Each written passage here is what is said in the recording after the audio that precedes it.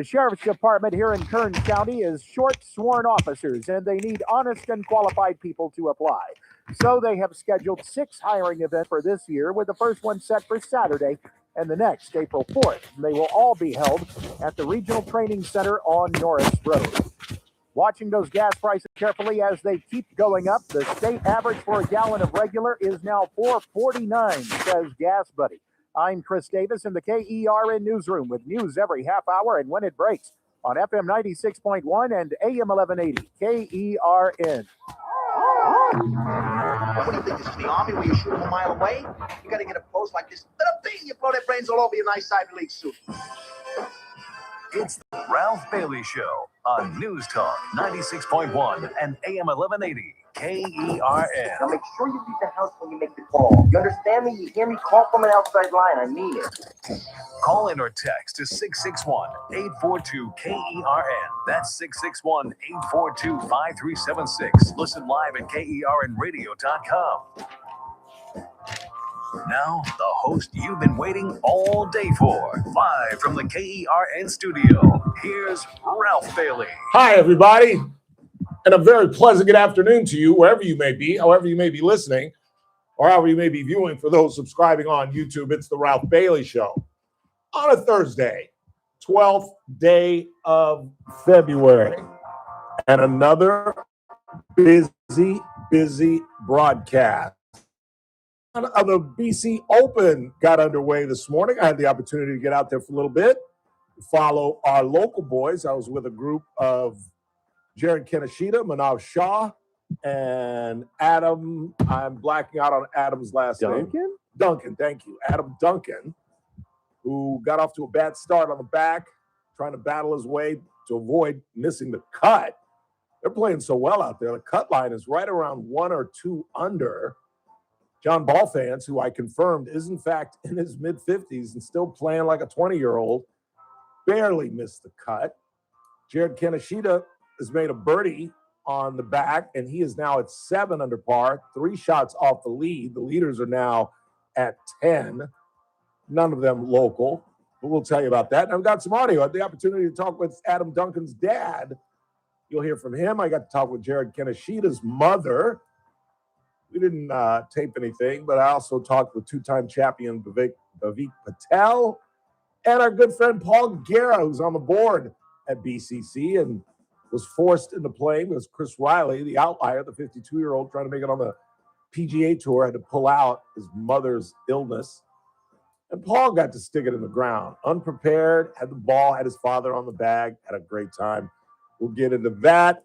And there's a lot of local stuff going on. Maya Hernandez, the woman who left her son in a car to his death, discovered her fate.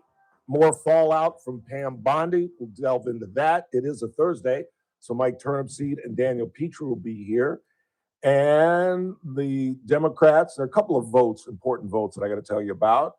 The FACE Act passed, which is an 80-20 issue.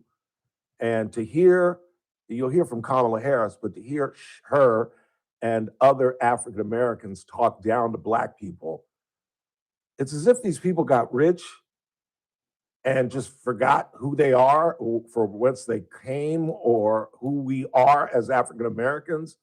Because this Jim Crow 2.0 nonsense, when 80% of the African American community believes that you should have an ID, and yet we've got Black and white legislators running around the country talking about that it's Jim Crow. And I'll be blunt with you. You're not going to like this, but I don't want to hear a white person tell me or any other African American about Jim Crow. Charles Schumer, you don't know crap about Jim Crow. You don't know what it's like to have lived through that. So you have nothing to compare it to. And to compare asking somebody to provide identification to vote and comparing that to what my parents and their parents went through in the 40s, 50s, and 60s, Mr. Schumer, you're stupid. And you've got no frame of reference. And you should just keep your big bazoo shut. Well, at least we got this thing through the House. What it's going to do in the Senate with 60 votes needed probably doesn't have a chance. but it's another Republican issue that at minimum is 70-30, if not 80-20. We'll delve into that. And the Democrats, of course, blocked the spending bill with all that's going on with Nancy Guthrie and Pam Bondi and all other things. We've exactly ignored the fact that the government is about to shut down again at the end of the week. In 24 hours, or a little more than that, it's Saturday, it's 12:01. There will be no funding for FEMA. There will be no funding for TSA. There will be no funding for the U.S. Coast Guard or the FAA. So again, if you're getting on a plane this weekend, it's not going to be too bad, but you can expect cancellations and delays, and I would get to the airport a little sooner than you had planned. Thank you, Congress. Isn't it amazing? They put in a 2-week continuing resolution, and in those 2 weeks, there's nothing they can do. And from what I understand, a lot of the members of Congress are leaving for Munich tonight. So there's not even room for negotiation, really. So the government's going to shut down. And they couldn't give a damn. Is it just me, or I'm just sick of DC? I really am. It's like dealing with our own municipal government. You know, we have no choice. And yet, this is what we get, Papajenko. This is what we get. I'm amazed. I'm amazed and flummoxed. What am I trying to say? Perplexed? Flummoxed. That's what I was trying to say. In the meantime, see what happens when I get out of my rhythm? See what happens when I don't stay to my pattern? I rushed this show. I had the show done by 11 o'clock. I was trying to run out the house and get up to the country club. The latest on Nancy Guthrie and the plight of the Guthrie family. Apparently, there were 2 gloves found. And, you know, this once again gets back to the Pima County Sheriff's Department and how the FBI is handling this. What are we, day 12? And you're finding new evidence day 12? Doesn't that seem bizarre to you? And this is in the wake of them opening up crime scenes. Remember, the Pima County Sheriff, this Chris Nanos, this incompetent sheriff in Pima County, took 48 hours to call in the federal government. And as I've been saying since this thing began, under a normal kidnapping situation, maybe the Pima County Sheriff's Department can handle it. I doubt it, but maybe. Let's give them some credit.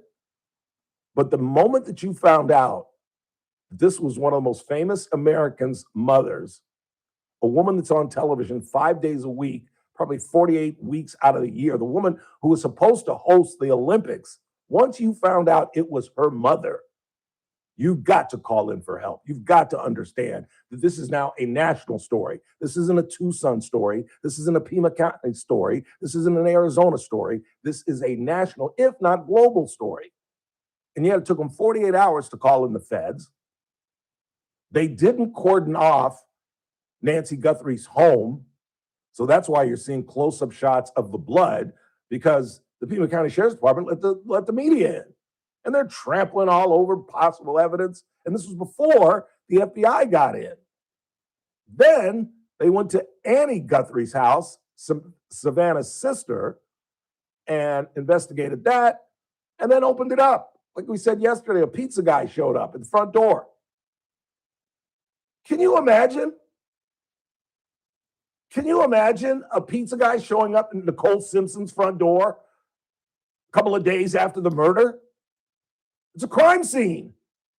And a pizza guy is showing up. So then the feds got in again and had to put the yellow tape up and say, no one's coming in here.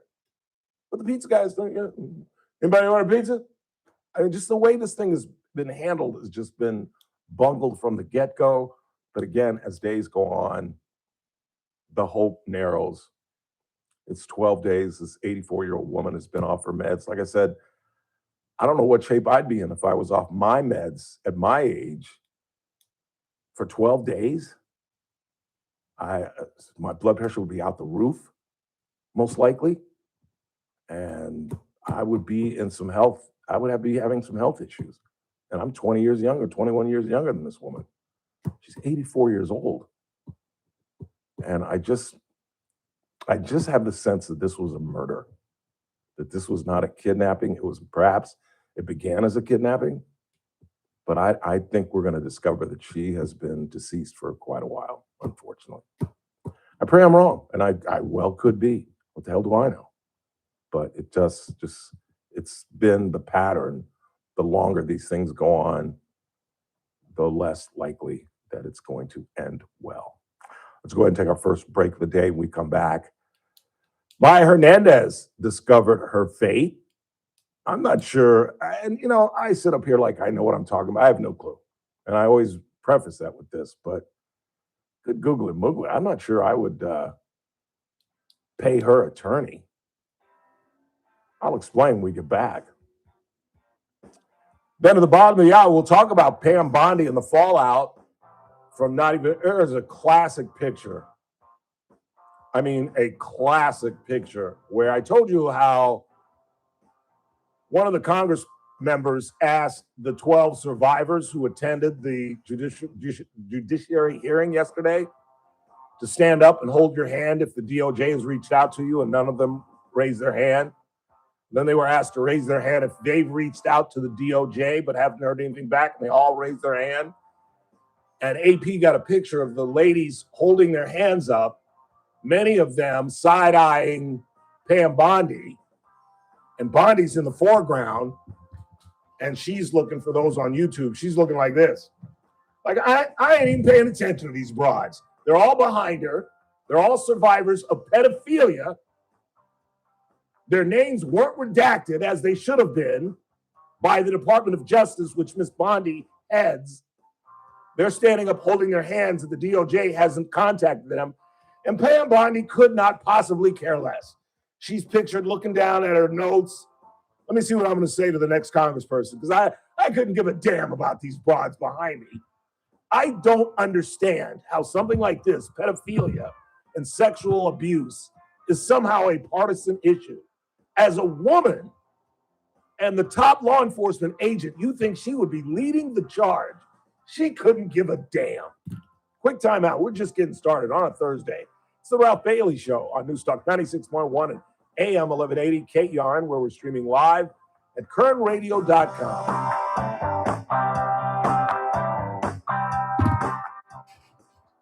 News Talk 96.1 and AM 1180 KERN.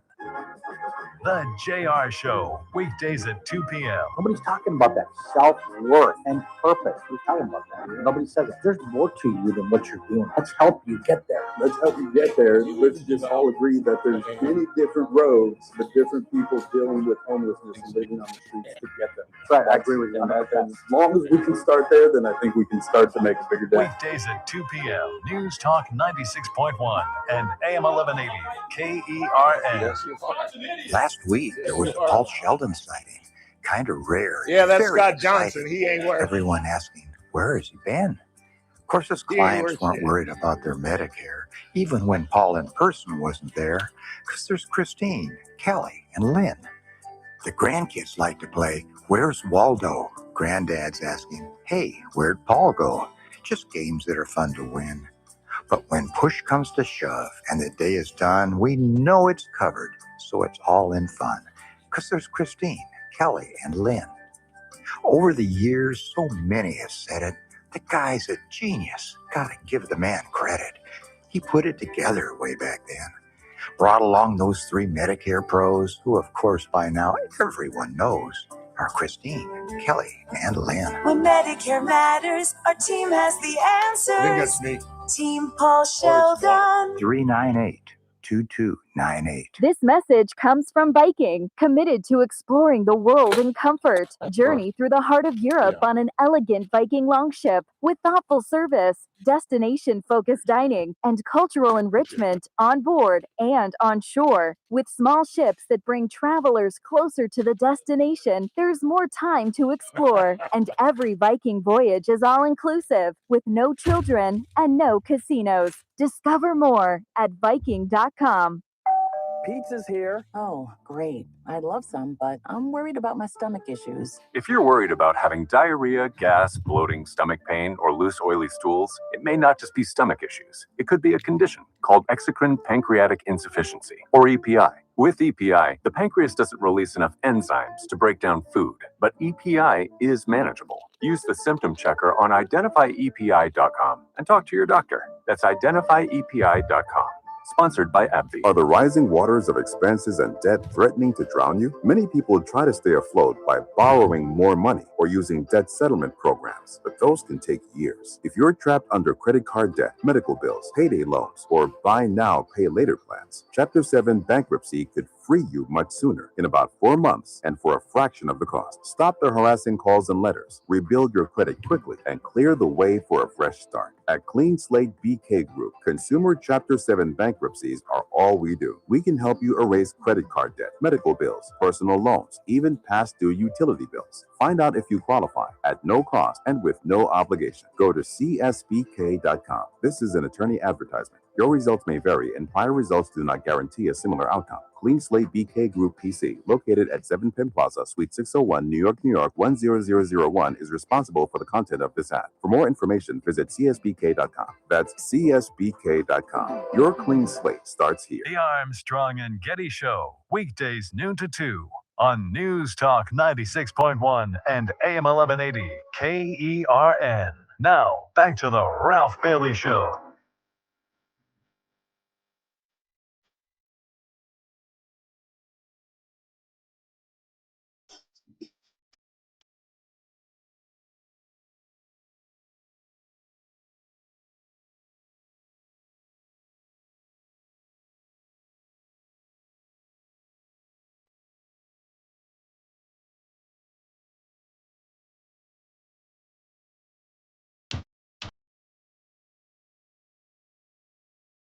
It's just 842-537-6842 KERN. So Maya Hernandez, the woman who left 2 of her children in her vehicle on a 104-day to get wasn't it a butt improvement? We thought it was a lip deal. Yeah. And then we found out it was a butt lift. Regardless, doesn't matter. She was getting cosmetic surgery and left the air conditioning on, believing that could keep her 2 kids safe. She was in there for about 2 hours, and we all, I think, many of us, at least I did, although I'm not one to go by since I haven't driven a vehicle other than a golf cart in 16, 17 years, but I didn't know the cars shut off after an hour. Do you know that, Chris? I did not. Your Sangera Subaru shuts off after an hour? This is news to me, to be honest with you. Yeah, I think we all knew that. I think that's one of the reasons that she avoided the murder charge. The murder charge was hung in her favor overwhelmingly. People did not want her convicted of murder. And now she accepted a plea deal for manslaughter. She's likely to get 15 years, which what's 85% of 15? 12? 13, 12? Yeah, like 12, 12 and a half, something like that. Is the 480 math SAT guy? 1275 is what I'm saying here. So. Wow. That's a first. Then I was in the zip code. And that's why I said I might fire him because I might have taken that to trial. Hell, if you're going to get 15 years, you might as well roll the dice with a trial. I guess there's money involved. I don't know. I'm assuming that they're doing this pro bono. She's a girl from Visalia. I don't think she has the kind of money to raise a big defense, but that might have played a role in it. But I know you're not going to like this, and I know it's weird coming from me, given the fact that a 1-year-old is dead at the hands of this woman. But there's a part of me that has some kind of empathy for this child. It really is. She's 20 years old, and she's going to come out 30, 31, 32 years old. She's going to come out a different human being. And I know what you're saying. Well, that's tough, Ralph. She deserves it. She deserves it. She killed a child inadvertently, but nevertheless, there's still, I don't know. She wasn't trying to kill her children. She wasn't abusive to the children. She was just stupid. And I think part of that responsibility falls on us as a society. Why do we let young kids marry without some sort of tutelage? Seriously, I'm being serious about this. Like if you marry, I think if you marry, because think about how stupid you were at 20. Now, I would use myself as an example, but I was stupid at 30, so don't go by me. But most 20-year-olds are pretty stupid. This is when you're supposed to make your errors. That's what youth is all about. You're supposed to screw up in your youth, figure it out by like 25, 27, 30 at maximum, and go on with your adulthood and look back and say what an idiot I was in my early 20s. At least that was my experience. But again, I've been a moron until I got into my 50s. But I just think that there's something we should do. I think there should be parenting classes. I think those should be mandatory. That if you're under 25 and you have a child, that you should go through. What would that hurt? You know, we have CPR classes. We have all kinds. We don't have parenting classes. We don't have marriage counseling prior to marriage. We have marriage counseling when people's marriages are in the dump. By that time, it's too late. You know what I'm saying? How many of y'all went to marriage counseling and it actually worked out for you? What, it works out for maybe a year or two. You're on your best behavior. And then all the skeletons pop back up again. And if you haven't dealt with them and you need to go to a professional to deal with them, you know, and I know I'm going to get inundated with call. Oh, Ralph, I went to counseling. We've been married now for 35 years and blah, blah, blah. Well, of course, there are always exceptions to the rules. But now when you're 20, I mean, that's what I would quiz my parents about that my whole life. My parents had me at 20. And I always, you know, you've heard me tell the story. I'd always give my dad crap. I would always come up to my dad whenever I just wanted to mess with him. I'd be like, Pop, yeah, let me get this straight. And every time I would say that, he knew exactly where I was headed because I would bring this up 12, 14, 15, 17. I was 18. I finally cut it out when I was like a senior in high school. But I was like, let me get this straight. You're a senior at Morehouse College getting ready to go to med school. And you figured you'd have a baby? That's right. That was the plan. That was the plan.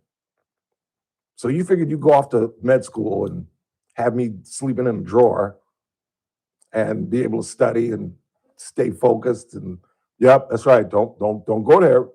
Don't go there. And I could only push it so far. And then the final one where he'd be like, let it go. I'd be like, are you sure Grandpa, well, my grandfather was dead, but are you sure one of Mom's relatives didn't have a shotgun in your kidney? And that would pretty much end the conversation. But, you know, my parents are extraordinary. My parents aren't idiots. Most 20-year-olds are morons. And I just think that there should be some sort of, I don't know, pamphlet maybe even. Do the hospitals give out pamphlets? This is what you should be doing with your children. Like, never, ever, ever leave them alone, ever. At 2 and 1, they can't ever be out of your sight. Period. End of sentence. There's no excuse. You know what I'm saying? If you're 20, if you got a 1 or a 2-year-old, you got to go to the bathroom with the door open. You can't, they can never be out of your sight.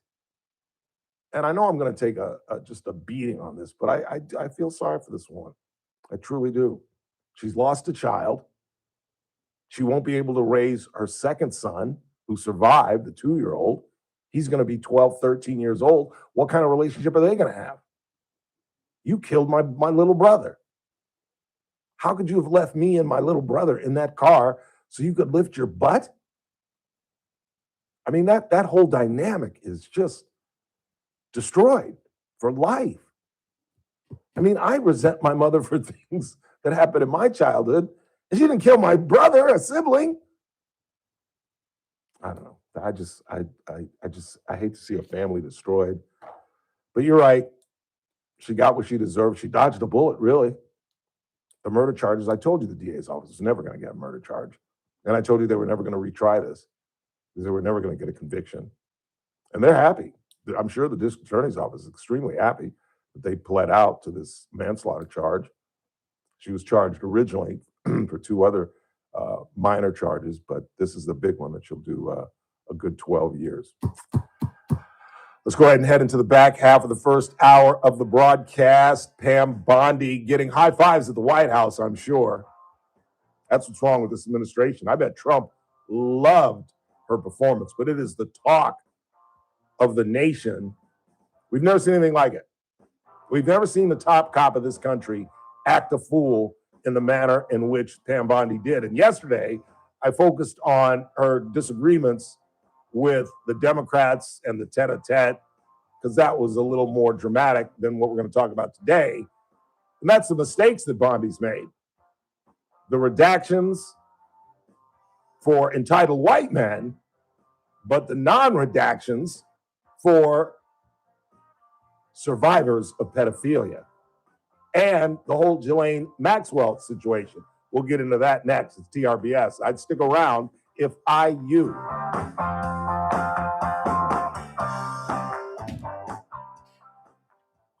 News Talk 96.1 and AM 1180 KERN. With SRN News, I'm Keith Peters in Washington. The shutdown for the Department of Homeland Security appears certain. Lawmakers in the House and Senate are set to leave Washington for a 10-day break, while negotiations with the White House over Democrats' demands for new restrictions have stalled. The White House and Democrats have traded offers in recent days. A federal judge has blocked the Pentagon from punishing Democratic Senator Mark Kelly, a former U.S. Navy pilot, for participating in a video that called on troops to resist unlawful orders. U.S. District Judge Richard Leon ruled Thursday that Pentagon officials have violated Kelly's First Amendment free speech rights. Chris? On Wall Street, the Dow down by 669 points. The Nasdaq dropped 469. The S&P lower by 108. More details at srnnews.com. News Talk 96.1 and AM 1180 KERN.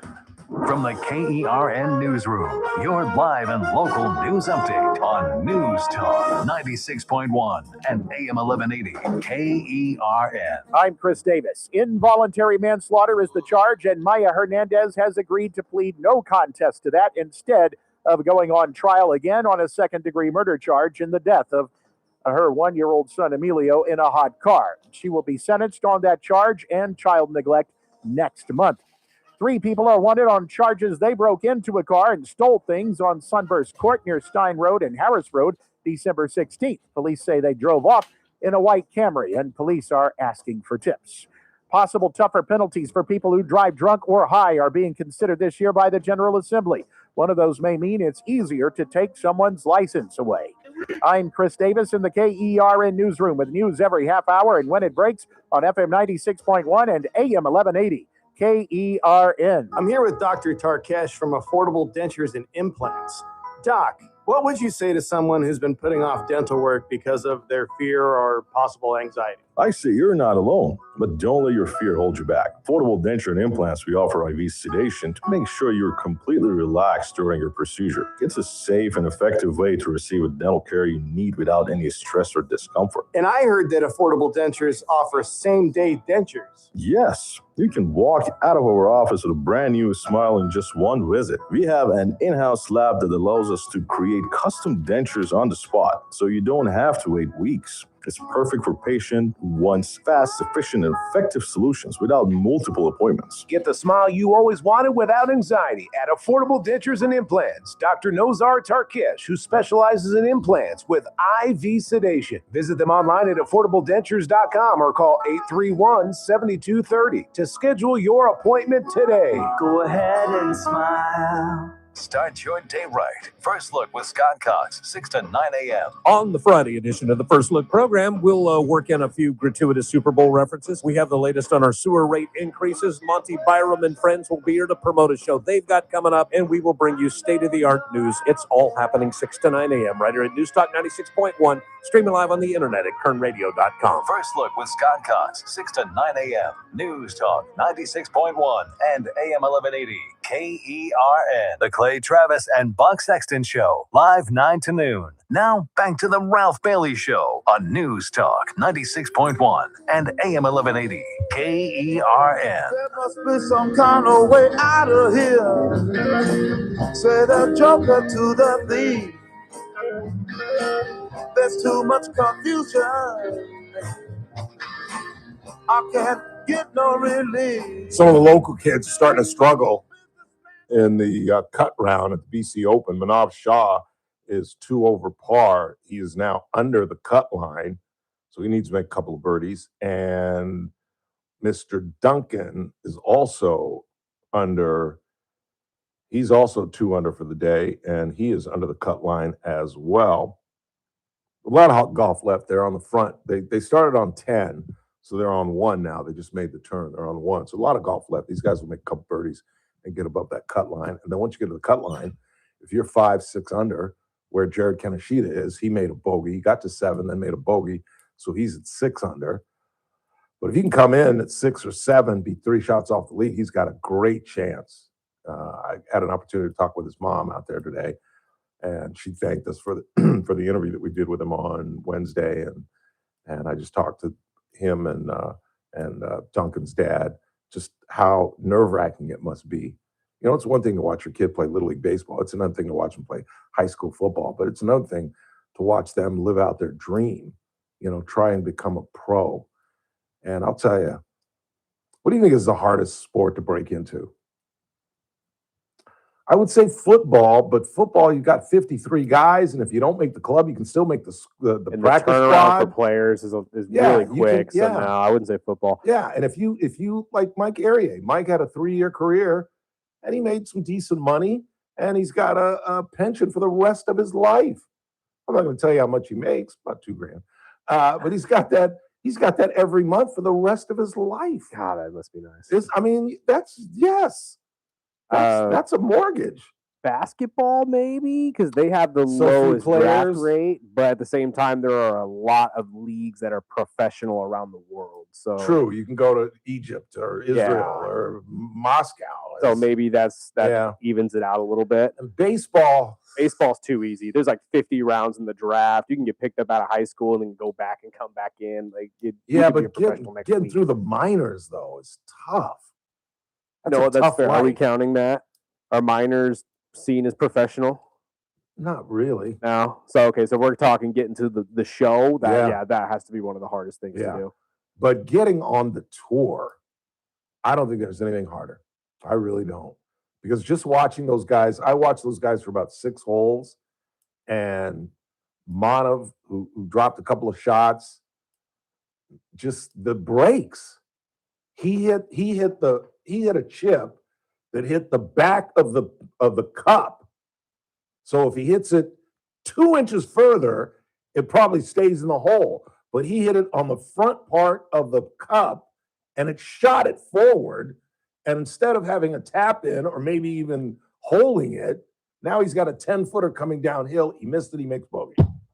Just stuff like that. He lipped out a birdie putt on 12.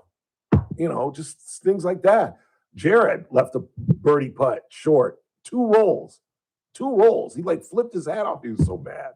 And it's just little breaks like that can either make or break you. And if you ever go back and watch Tiger Woods play, it always seemed like Tiger got the break, the crazy break, like the bounce where the commentator was like, oh, that's going to bounce left. Oh, it bounces right. And Tiger's on the green. And remember when he was in Phoenix, when he was behind a granite, and they determined it was a loose impediment, and Ken Venturi lost his mind because that thing's embedded. He's like, that's embedded. That's not a loose impediment. So Tiger took advantage of the rules, and since he's got the largest fan base, he got about 12 guys to lift and move this gargantuan rock out of his way, and he ends up making birdie, as opposed to any other player would have had to chip out and get on, try to make par. It's just those little things that can make or break. It's crazy. It's a crazy way to make a living. In the meantime, back to Pam Bondi. Good googly moogly. And just what an embarrassment. Just absolute embarrassment. And again, as I said yesterday, I'm not on the Democrat side. I'm really not. Because where was all this righteous indignation over the last 3 administrations? Because it starts with George Bush. Then it was handed off to Obama. Eric Holder didn't do a damn thing about it. Then the Biden administration had it. Merrick Garland didn't do a damn thing about it. I didn't hear Democrats yelling and screaming at Merrick Garland. Why haven't you prosecuted anybody? Why haven't you released the papers?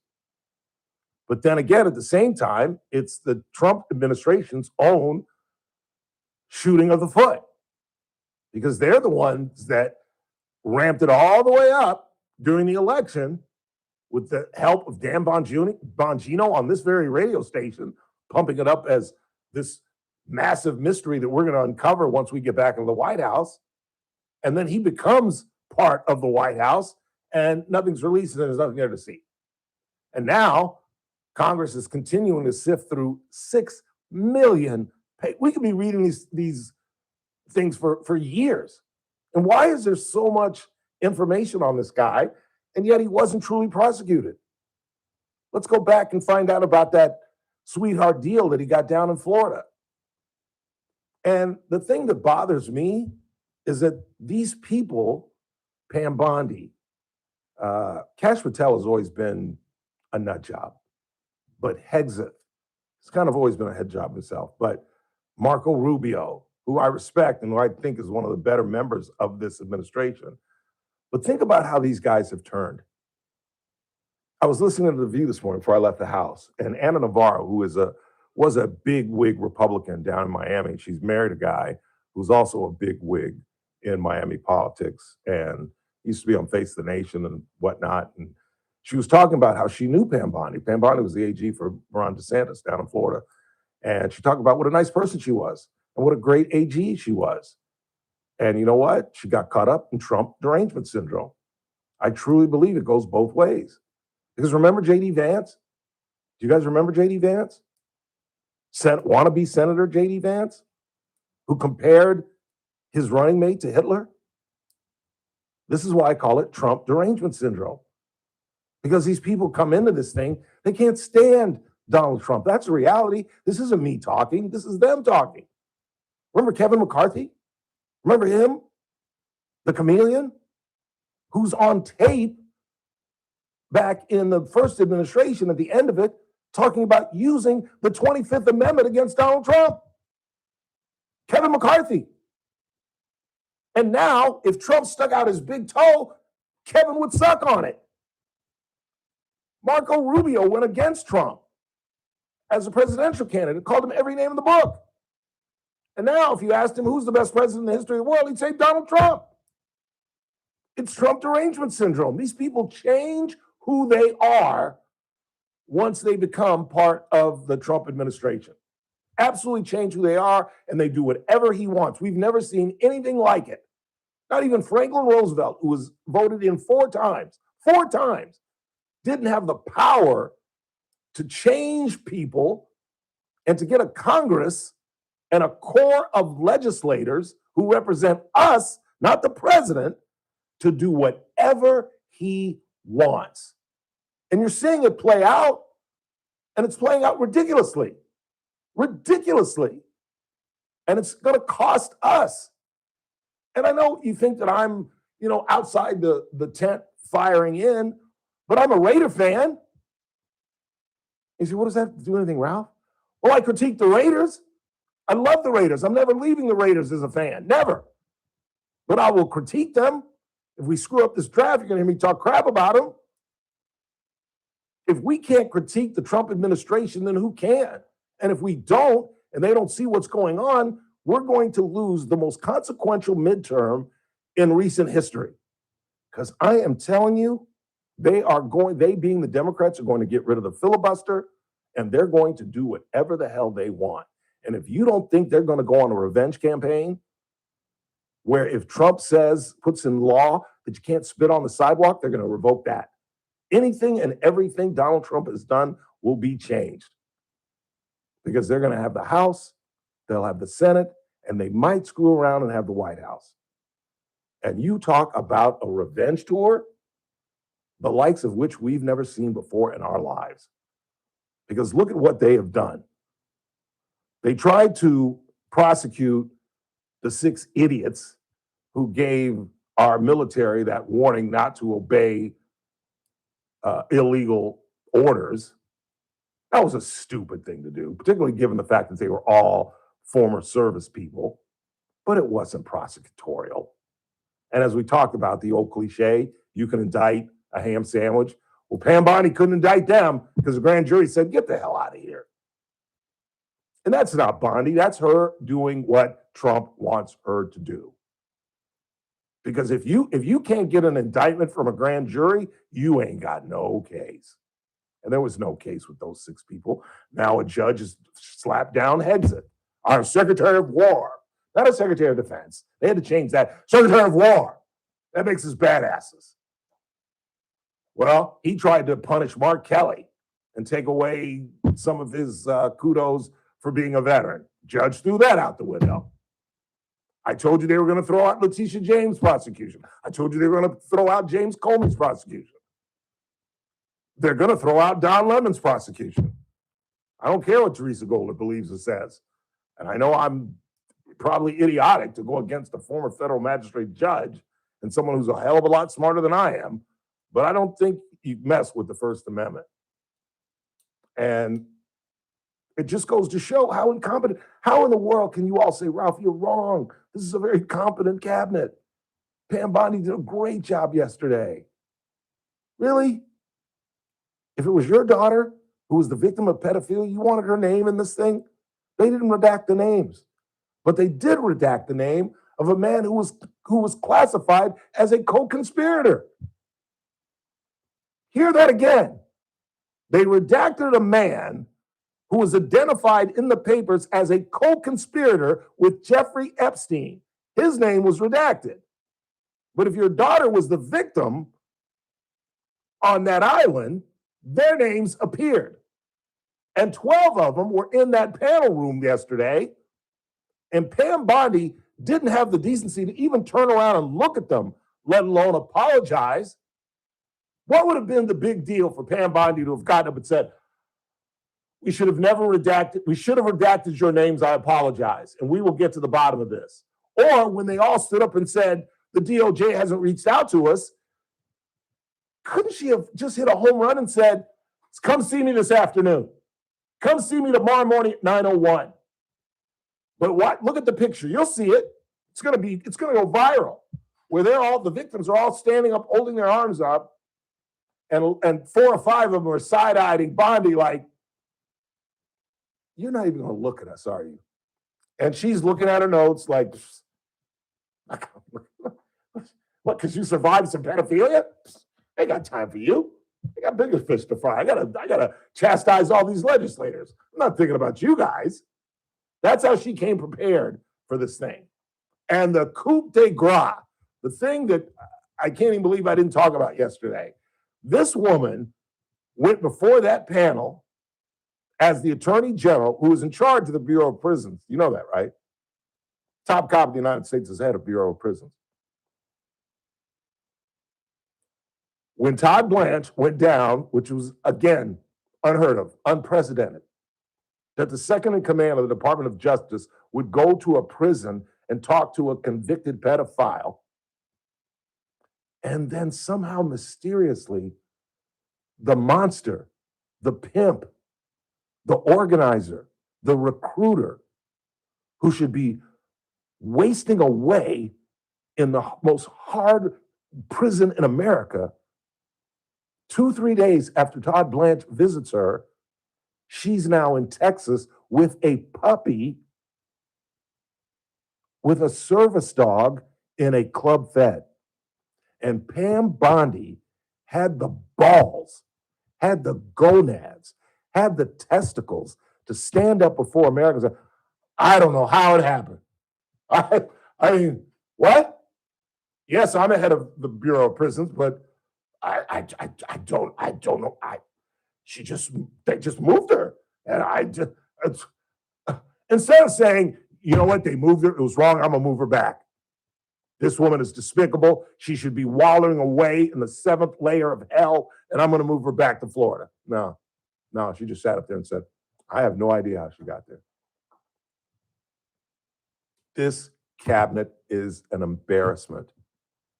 And it's going to cost us the White House, the Senate, and the House. And come December, when I'm sitting here like a smug pig telling you, I tried to warn you. I tried to tell you. But you wouldn't listen to me. Just saying. Let's go, Chris. Quick time out. We'll check the board, see what you all are talking about. Then our regulars appear. Mr. Turnipseed at the top of the hour. We'll talk money with Daniel Petrie. The Trump administration got some good news and some bad news. The bad news is the 25 jobs report was not as accurate as expected, and it was much lower than was reported. But the good news is the January jobs report was outstanding. So we'll get to that with Mr. Petrie. I'll explain exactly what the FACE Act is, which got through the House, unlikely to get through the Senate, despite the fact that even 7 out of 10 Democrats believe in having to show identification to vote. And the shutdown looms with no end in sight. 1201, FEMA gets no funding, TSA, the Coast Guard, the FAA. So give yourself a little extra time, Cotton, if you're headed to the airport this weekend. Quick time out. It's the Ralph Bailey Show on a Thursday, right here on News Talk 96.1 and AM 1180 KRN. And we're streaming live at kernradio.com. Yes, sir. News Talk 96.1 and AM 1180 KERN. Friday edition, Clay Travis, Buck Sexton Show. We will break down the absolute latest in Minneapolis, the ongoing uncertainty surrounding Nancy Guthrie as well, and we will take you into the weekend as the Epstein document fallout continues to roll. All that and more, you won't want to miss it. Come hang with us. Friday edition, taking you into the weekend. Clay and Buck. Live 9 to noon, News Talk 96.1 and AM 1180 KERN. One of the highlights of this radio broadcast appears on Thursdays at 4:30. Our money man, Daniel Petrie with Messmaker and Petrie Wealth Advisors. You all know by now what Messmaker and Petrie Wealth Advisors are all about. You know that I've turned on staff members who are extremely happy with being a client with Daniel. And I've told you, I've been a client for almost a decade now, and it is the single You think I suck most up to Trump? important and smartest My financial listeners would move say I that. have They ever made. If you're staring at retirement hurry. late in life and you're in the fourth quarter, Double A. call Daniel, 395-9400, 395-9400. Just keep it locked. Tune in every Thursday at 4:30 when it appears on the broadcast. Daniel Petrie and the folks at Messmaker and Petrie Wealth Advisors. This broadcast is for informational purposes only. Does not constitute a solicitation or offer to buy or sell any security, future option, or other financial instrument, or to offer or provide any investment advisory or other services to any person in any jurisdiction by Daniel Petrie or MPWA, DBA, Messmaker, and Petrie Wealth Advisors. Any views expressed in this broadcast by us are prepared based upon the information available to us at the time, and we are under no obligation to update our views. All Americans should do what they can to prepare for the future. Donald Trump Jr. here with an important message. More and more Americans are looking for ways to diversify their hard-earned money, and gold is the perfect solution. For example, a gold IRA from my trusted friends at the Birch Gold Group lets you diversify your IRA or 401k into physical gold with zero taxes and zero penalties. You stay in control with a tangible asset that's held value for thousands of years. And right now, Birch Gold is offering a free info kit to help you understand how it works. Just text the word secure, SECURE, to 989898. There's no pressure, no obligation, just the facts. You can't predict the future, but you can be prepared, but only if you educate yourself. So take that first step right now. Text secure to the number 989898 today.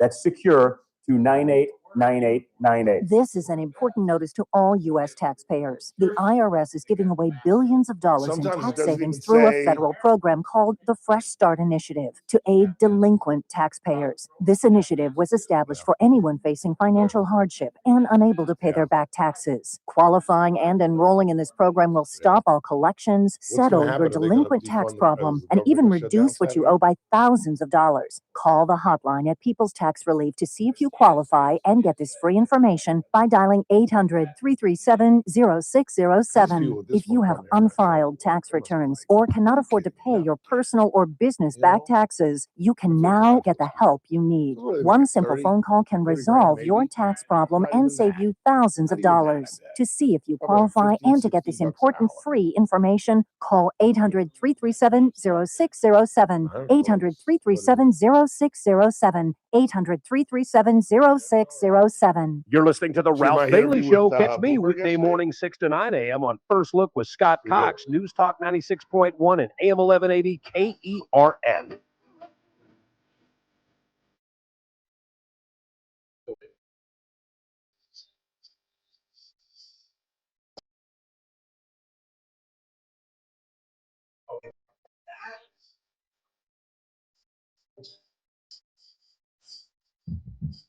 812-5376, 812-KERN. Let's read a couple of text messages before Mr. Turnipseed gets in here. This first one just says, "Get him, Ralph." Democrats now loving me. That's not good. Because I could not have been a Republican. 842-5376, 842-KERN. What else you got? JR just pulled a ventriloquist move on Mr. Turnipseed, apparently. What did he do? Oh, he just called Mr. Turnipseed, and for some reason he thought I was the one saying it. That was funny. Sorry. Ralph was reading an article by 2036. The interest on the debt will hit 2.14 trillion at today's rates of 6% to 10%. Talk about inflation. I'm buying more gold and silver than ever. Yeah, no kidding. Good for you. It's a smart play. We'll talk to Daniel about that in about a half an hour. But yeah, I mean, it goes up 29 billion every time we talk with him. 29 billion every time we talk with him every week. I guarantee it. At 4:30, it'll be 29 billion. It's the first time I've never wanted to be young. I would hate to be 10 years old right now. You're not likely to have Social Security in 50 years? You really think Social Security is going to be viable in 50 years? And the debt that we're going to hang over our children and our grandchildren? I would not want to be young or being born right about now. I would not want to be a 21st century baby. I really wouldn't. 842-5376. What else you got? I'm with you, Ralph. I feel for this girl. She was extra stupid, but I think 1 year in jail would have been okay with me. I think so too. What, you don't? 1 year is a little bit lax. A year or two just to give a taste. I get what you guys mean, because you're right. I mean, you're 20 years old. She's stupid. And she loses raising of a second child. Yeah, that child's going to be 14 when nobody she gets can out of understand the jail. pressure she's probably going through too on a daily basis. But you still have to take some sort of responsibility for the severeness of the action. That's why I'm saying 2-3 years just to put a little bit behind it. I do agree, though, an extensive amount of time. A decade, 12, 13 years, just taking away her youth. But then when you realize what the crime is, you took away somebody's life. Right, exactly. Out of being an idiot, out of being selfish, about thinking about you. See, that's one of the things that young parents don't understand. And they think it's a cliche or it's hyperbole, but your life ends when you give life. Period. End of sentence. Now, there are what we call bad parents who don't conceive that, and she clearly was one. And can you conceive that at 20? That my life is over. That for the next 20 years, my life has to be about those two human beings.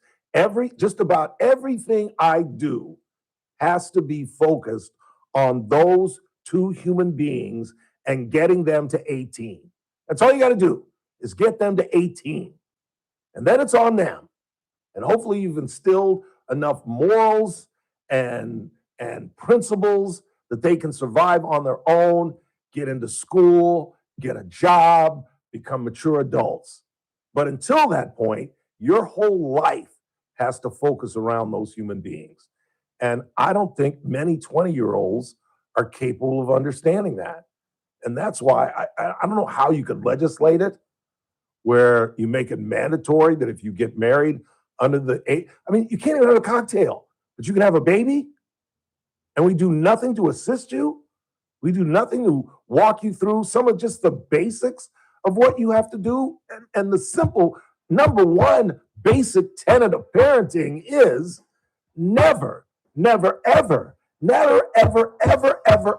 let an infant out of your sight. That's one of the issues. You know, every parent loves. It's like a monumental moment when that child stops crawling and starts walking. Let me tell you something. As a brother who's 10 years older than his youngest sister, and as an uncle who helped raise 3 different nephews, when they start walking, that's when the trouble starts. That's when you're making some eggs at the stove and you're like, where'd Chris go? Chris!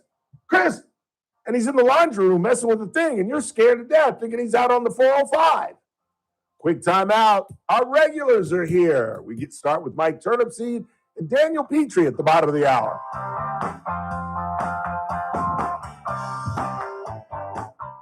This is AM 1180 KERN Green Acres. This is 96.1 FM Bakersfield. Online at KERNradio.com. News this hour from Town Hall. I'm Keith Peters in Washington. Lawmakers are heading for the exits following a failed Senate vote Thursday, all but guaranteeing the Department of Homeland Security shuts down early Saturday morning. Senate Majority Leader John Thune says Democrats surely cannot believe the White House would give in to all their demands. Democrats are never going to get their full wish list. But they're staying It's not the way this works. Republicans, for example, will not agree to measures that make it impossible for officers, law enforcement officers, to do their jobs. But Democrats can build on the measures that Republicans have already agreed to if they actually engage in serious negotiations with the White House. The bill was rejected 52 to 47, short of the 60 votes needed for passage. European allies at NATO on Thursday are downplaying concerns that the United States has stepped back from its leadership role of the world's biggest security organization. Correspondent Karen Shamas reports. NATO defense ministers gathered at the NATO headquarters in Brussels. There was one face that was missing. U.S. Defense Secretary Pete Hegseth. His no-show came after Secretary of State Marco Rubio skipped the last meeting of foreign ministers. German Defense Minister Boris Pistorius told reporters he's not disappointed. It is his decision and his duties he has to fulfill. The Trump administration has also pulled back from Ukraine, stopping deliveries of money and guns. I'm Karen Shamas. The Environmental Protection Agency has revoked a key scientific finding that supported U.S. regulations on greenhouse gas emissions. On Wall Street, the Dow down by 669 points, the NASDAQ dropped 469. More on these stories at townhall.com. They say timing is everything in the gold and silver markets, and it's true. Dennis Prager here for AmFed Coin and Bullion. Although you can buy at the right time, if you buy the wrong coins, you may not make a profit. When gold was $400 an ounce, many people were talked into buying high-grade old gold and silver collector's coins. Unfortunately, most of the people who bought these so-called semi-numismatic coins, like the $20 St. Gordon's and Liberty Head gold coins, have not broken even on their investment. Incredible, given that gold has risen approximately 525% since then. So while timing is everything, if you buy the wrong coins, the timing simply doesn't matter. Having a dealer who cares about positioning you in the right types of coins or bullion will mean more to your portfolio than anything else. That's why I deal with Nick Rovich and AmFed Coin and Bullion. Whether you're buying or selling, call 800-221-7694. That's 800-221-7694. Or go to AmericanFederal.com, AmericanFederal.com. From the KERN Newsroom, your live and local news update on News Talk 96.1 and AM 1180 KERN. Not as originally planned, but it's now a done deal. I'm Chris Davis. Maya Hernandez will not be going on trial for a second time on a second-degree murder charge in the 2025 hot car death of her one-year-old son, Emilio. Instead, she is pleading no contest to involuntary manslaughter, essentially resolving the case against her. Yeah, it was gorgeous. Hernandez was convicted last year of child neglect in the same incident, and her sentencing on both of those charges is now set for March 5th. And then it rained the If night you know before. who it I was woke who up at, busted like, into midnight. several I cars hear on Sunburst rain Court paddles near on my Stein tree. Road and Harris Road in the overnight hours December 16th, Bakersfield police are asking for the tip that leads to the arrest of those three people. They were caught on video, and Bakersfield PD made those pictures public Wednesday, adding that the car that they were in was a newer Toyota Camry. Someone who was not able to get away was 28-year-old Edward Martinez, but it was close. That all went down Wednesday morning about 10 when Bakersfield police recognized him because a warrant was out for his arrest. Martinez did not want to go quietly and took off running, eventually hiding in a yard on Pendragon Street, and police eventually found and arrested him.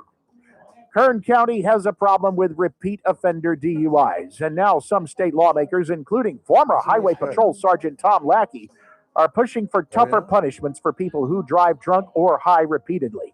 One of those penalties, if passed, would make it easier for the state to take someone's license by increasing the points for a conviction of vehicular manslaughter and vehicular manslaughter while intoxicated. I'm Chris Davis in the KERN newsroom with news every half hour and when it breaks on FM 96.1 and AM 1180 KERN. What do you think? This is the Army where you shoot them a mile away? You got to get a post like this. Bing! You blow their brains all over your nice Ivy League suit. It's the Ralph Bailey Show on News Talk 96.1 and AM 1180 KERN. Now make sure you leave the house when you make the call. You understand me? You hear me? Call from an outside line. I mean it. Call in or text to 661-842-KERN. That's 661-842-5376. Listen live at KERNradio.com. Now, the host you've been waiting all day for. Live from the KERN studio, here's Ralph Bailey. Hour 2 of the broadcast on this Thursday. It's the Ralph Bailey Show on News Talk 96.1 and AM 1180 KERN, where we're streaming live, KERNradio.com. Daniel Petrie will join us at the bottom of the hour. We'll talk about the deficit. One of the callers texted in about the deficit. We'll talk about that. Find out how gold and silver is doing. I know I'm heavily invested as well. Then coming up at 5 o'clock hour, we'll talk about the FACE Act, and you'll hear some audio I retrieved from Bakersfield Country Club this afternoon, early this afternoon, where Bhavik Patel is just a couple of shots off the lead. He's a two-time champion. They're vying for $30,000. Tomorrow's the final round. I'll be out there again tomorrow, and hopefully we'll get to talk with the winner, excuse me. I've got a take on Max Crosby that may surprise you. We'll get into that in the 5 as well, but it is a Thursday.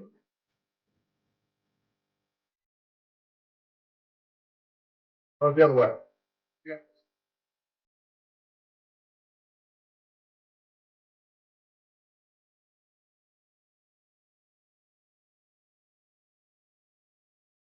No, man.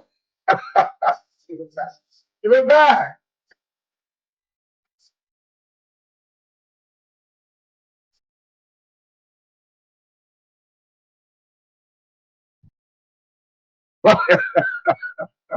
Don't have my music. My Turnipseed.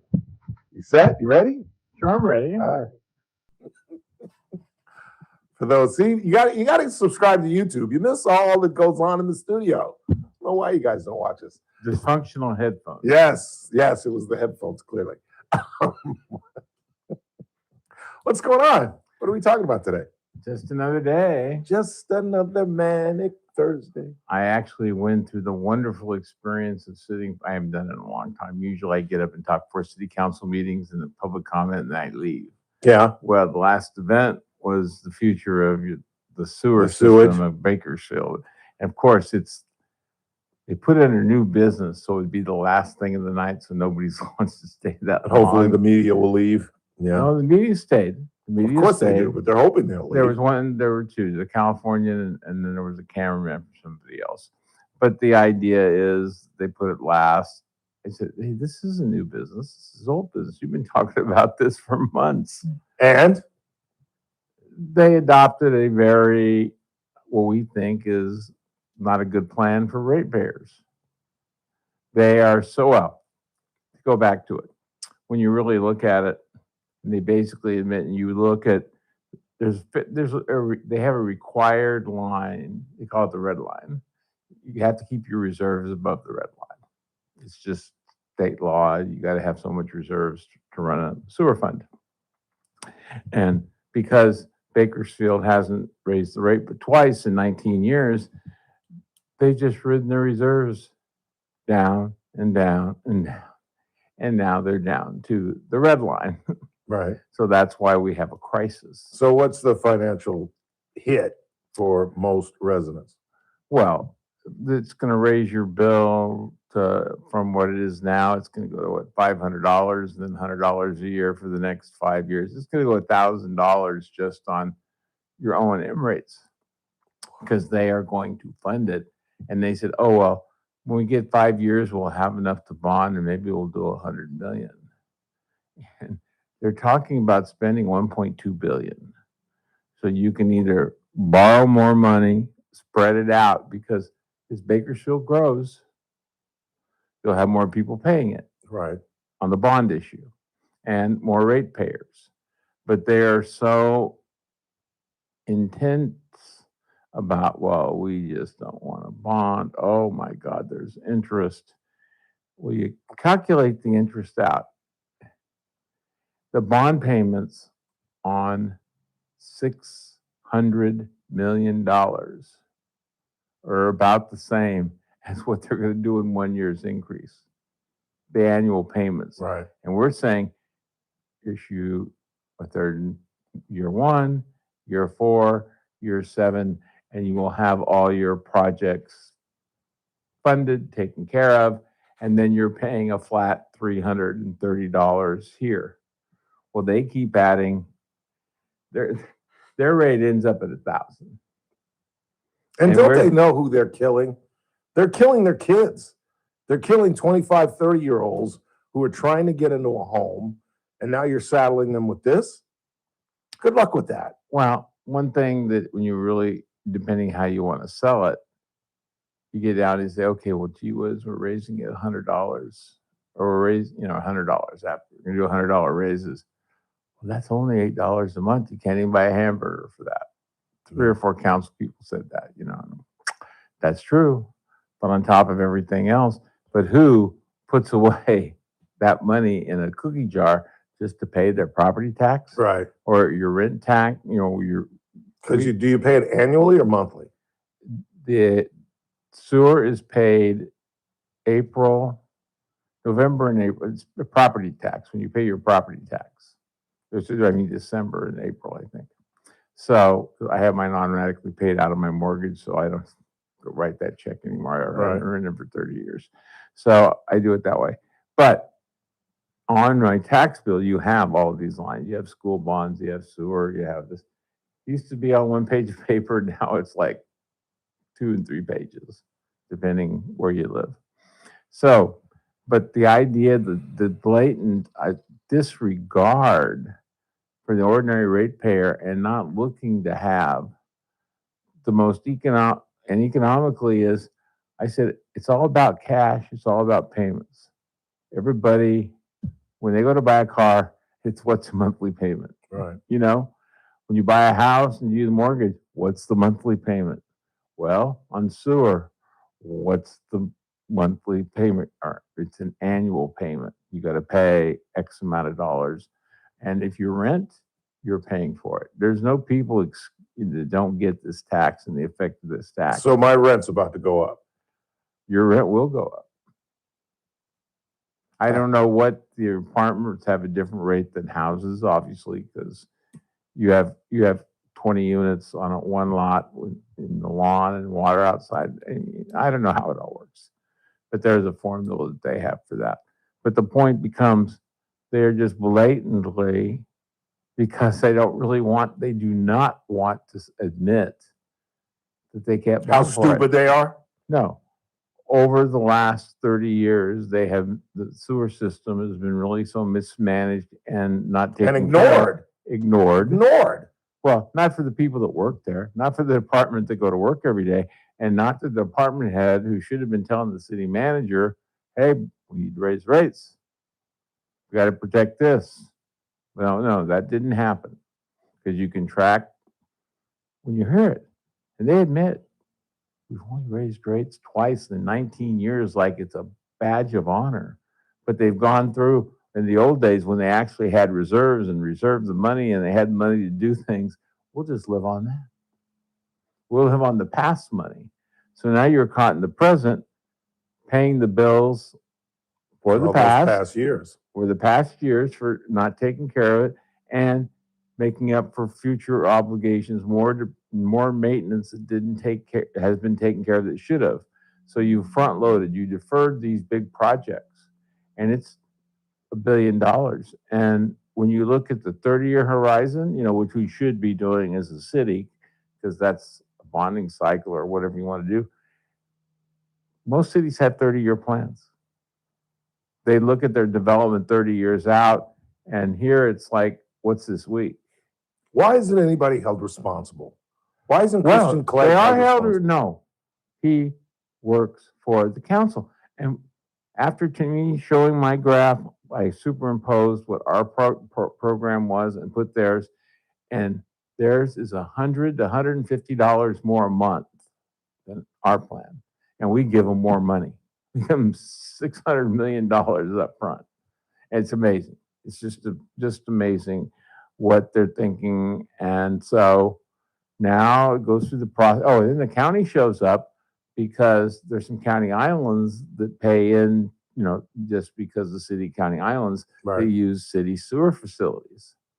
Well, yeah, because there's some city areas where never the got county and the incorporated. city are right across the street from one another. Yes.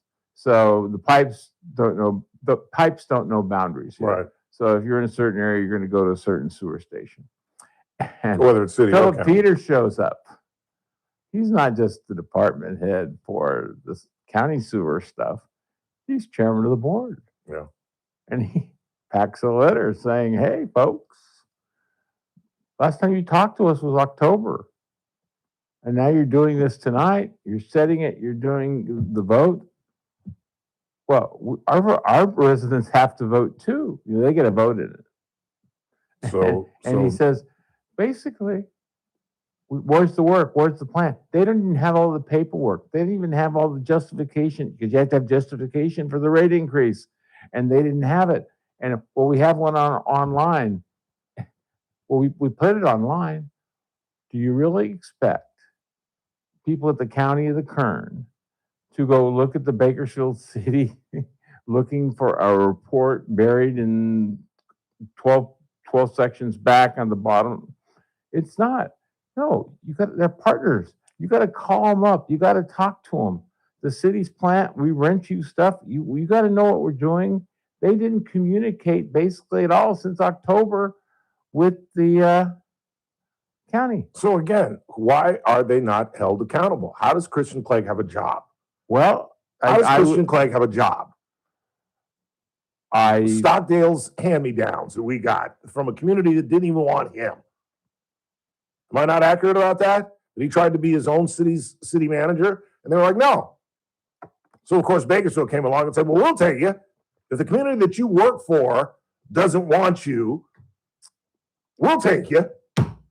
Good God. Ralph? It's amazing to me how stupid these people are. Ralph? And yet they keep their jobs. They get reelected on the city council. You just hit the point. He is employed by 7 people. And that's it. That's it. And all they're thinking about is my next jump. How do I get to the assembly? And they don't realize that they're broke. And now they want to set up and do researching for subsidizing because the rate's so high. There were 3 council members referred last night. Well, we got to come up with a plan to subsidize low-income housing now. So you're not, it's crazy. And you listen to the tape of the meeting, and you're going, you just raised it like $150 more than ours, but now you're going to want to figure out how much you're going to subsidize them back, and we got to study it because we got to help them. It's like, what are you thinking? The city has no money. I mean, yeah, but Mike, we have soccer fields, we have pickleball courts, we have bike lanes. We've got that Measure N money that we blew like drunken sailors. And Papa Jenko, look what we got. And so the question really becomes, the city of Bakersfield has a track record, and it isn't very good, of incompetence on managing major issues. Trips happened. Oh, city says we need $700 million. Bill Thomas gives it to him. Sure, that's enough? Oh, it's plenty. So Bill Thomas was smart. He didn't trust the city to manage it, so they brought in Parsons, a major international engineering firm. Yeah, Bill Thomas was going to let these morons handle that money. Well, you kidding? Like a week, they're there about a week, and they go to the city and they ask, "Hey, where's the rest of the money?" What do you mean the rest of the money? Back then, without craziness. They said this is well over $1 billion, probably 1.2 or 1.3. It ended up being 1.5, and they kicked out the Hagen flyover that they talked about for years. They didn't do that, and a couple other projects because they didn't have the money to finish it. It was so far out of bounds, the city estimates weren't even in the same zip code. And then Mr. Measure they've been getting $700 million in the last 7 years. $700 million. And is the homelessness any better? It's worse. They spent it. They had a homeless thing last night too, by the way. No, I mean, there's no reality of what's going on because they look at things in today. There is nobody looking down the street right, or looking over that first hill or second hill, and that they just deal with it as it comes. There's no vision, there's no planning, there's no putting reserves away for things that are coming because they want to spend money on things. And here you raise sewer rates because you have to raise sewer rates, and now we got to figure that the general fund has to subsidize 40% of the people in Bakersfield because they're low income. How do you make that work? You don't. Well, watch the tape of the city council meeting last night on YouTube. Everybody can watch it. Can't do it. I can't do it. It drives my blood pressure up. I can't do it. I can't do it. Well, Ralph, usually when I watch the city council meeting, it's not You're drunk as hell. Well, usually I don't watch the whole thing, so usually I catch it the next night or the next day. I don't watch it because even that night live. Usually, I don't want to watch it live. It's just so I can speed. I speed things up and see who's talking, And but the fact is, last night was not pretty. We are doomed. Well, we're not doomed. We're going to be Barstow in about 10 years. You're not doomed. Needles. Because Needles, the California. Four city council people are up for re-election. District 1, District 3. And the name names. District 4. Smith. District 7. Andre. Patel. Andre's not up. He's in 2. Core. Patel. Arias is up. He's going to win going away. Where is up? He's going to have some Smith troubles. is up. I think he's going to get beat. And 7 is up. Core. Because she's now in her 3rd year because now she's vice mayor for the 2nd year. And we got to replace Andre. Well, you won't know that until that'll be a special afterwards. He could lose, And He's going to lose. If he loses the he comes Senate back. race, if he loses, he will be back for the 2 years remaining on his term. Oh, Lord. So I might have to vote for him for the Senate. You better donate to him. I have to. Why don't you anything to get his blue suit off that council. I'll send him $100 right now. Anything to get him off that damn council. I think you should host a fundraiser for him. Wouldn't that be funny? Adios, Andre. That'll be my fundraiser. Ooh. Adios, Andre. You do it. It'll be nothing but Republicans. Are you paying me for something? Yes. What are you paying me for? I forgot to pay you last week. For what? What do you think I owe you for? I have no idea. What did you ask me for? I asked you for money? Yes, you did. There's my team. Oh, nice. An out-of-flight open check. That a boy. I almost forgot again. It's in my wallet now for 2 weeks. Love it. Love it. Love it. Love it. Just find me the same 2 guys that golfed with me last year. So I like that. I had a great time with those guys. Yeah. All right. We can definitely do that. Let's get this out of my grimy little hands as quickly as possible. Thank you, sir. That's a great way to end the. Well, I want to find such a good deal for the veterans and, to go back and see what Washington's really like. And This is a great place to go. It is. Yeah, it is. Thank you, Ralph. Thank you, Michael. Really appreciate that. Mike Turnipseed, everybody. Quick time out. We'll check the board. Mr. Petrie will join us at the bottom of the hour. It's the Ralph Bailey Show on a Thursday. Give me that check. Doggone Skippy. Get this thing out of my hands. Out of flight open, baby. Don't run off. We're coming right back. Don't go anywhere. You had me scared there. I was like, 96.1 and like, AM what? 1180 KERN. On the next Armstrong and Getty show in the Middle East, which apparently will be a serious problem for the rest of our lives and our children and their children's children, we are getting set to send another aircraft carrier to menace Iran and the Gaza peace plan. How's that coming along? Weekend. And we'll check in with a new study that says if you're not deeply in love with somebody on Saturday for Valentine's Day, your life is a waste. That is a joke. Next Armstrong and Getty show. Weekdays noon to 2 on News Talk 96.1 and AM 1180 KERN. Are you looking for a hospital that truly cares for your health and well-being? At Good Samaritan Hospital, they provide high-quality medical detox, psychiatric services, and medical and surgical care. They accept most insurances, including Medi-Cal, Medicare, and Kern Family. They offer Kern County's longest-standing inpatient detox program with dual diagnosis that combines medical care and withdrawal management all under one roof. Learn more at GoodSamaritanHospital.com or call 661-215-7500. Good Samaritan Hospital. They care for their community. It's that man again, Ralph Bailey for Adaptive Networks business owners. How many times have you called your IT company and felt like just another ticket number? Well, at Adaptive Networks, exceptional customer service isn't just the promise, it's how they do business every single day. And nobody knows that better than the folks here at American General Media because they are a client of ours and we are a client of theirs. IT is incredibly important for a radio station. We can't depend on somebody saying, well, we'll be out there tomorrow because all you hear is nothing. So it's do or die for us. That's why we depend on Adaptive Networks. And when you call, you'll actually talk to a real person who knows your name, understands your business, and genuinely cares about solving your problems. No phone trees, no run around, no attitude. That's what Adaptive Networks are all about. Call today at 661-241-0638. That's 241-0638.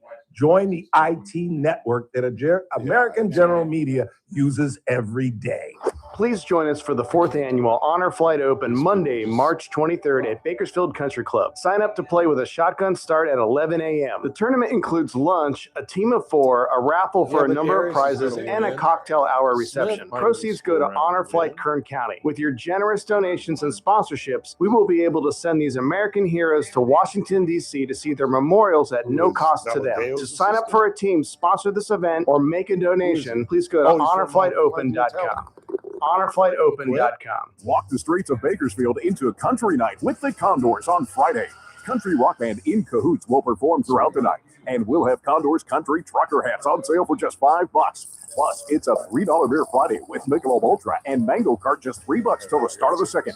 It's a Boat Scout Limited Time, presented by Roosters and Eyewitness News. Doors open at 6. The puck drops at 7.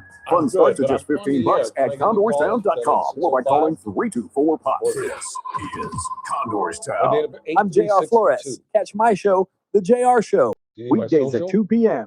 Now, back to the Ralph Bailey Show on News Talk 96.1 and AM 1180 KERN. Thank you, sir.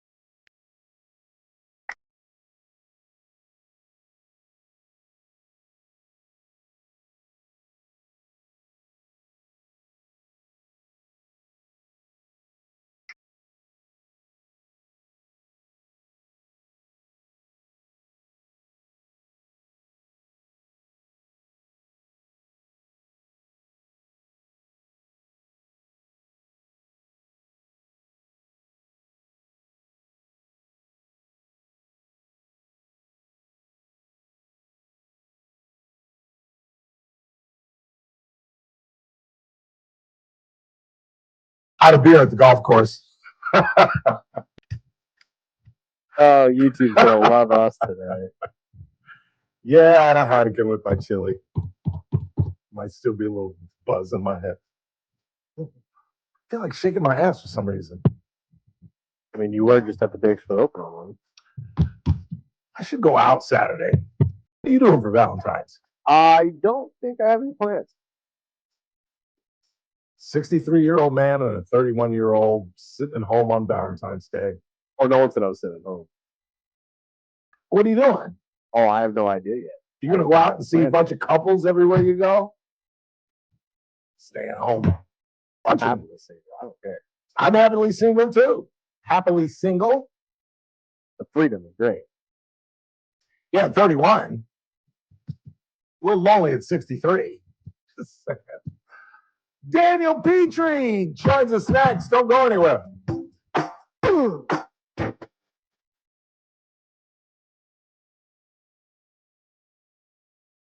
News Talk 96.1 and AM 1180 KERN.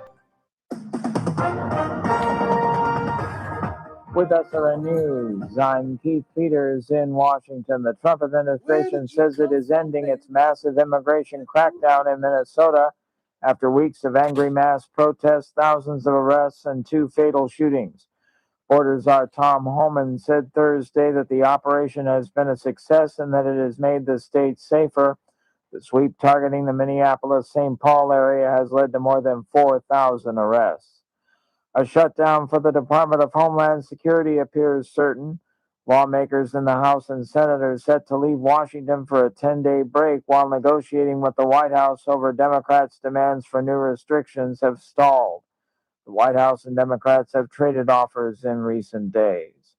On Wall Street, the Dow down by 669 points, the S&P lower by 108.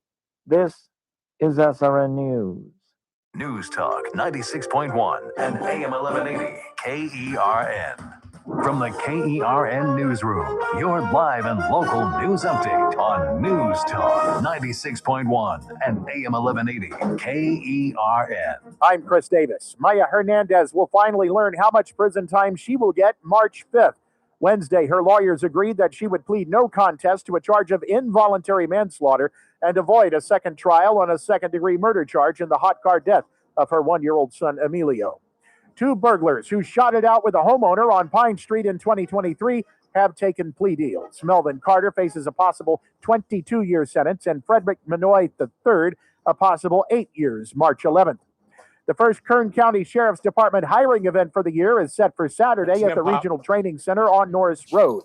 They are looking for honest and qualified people to apply.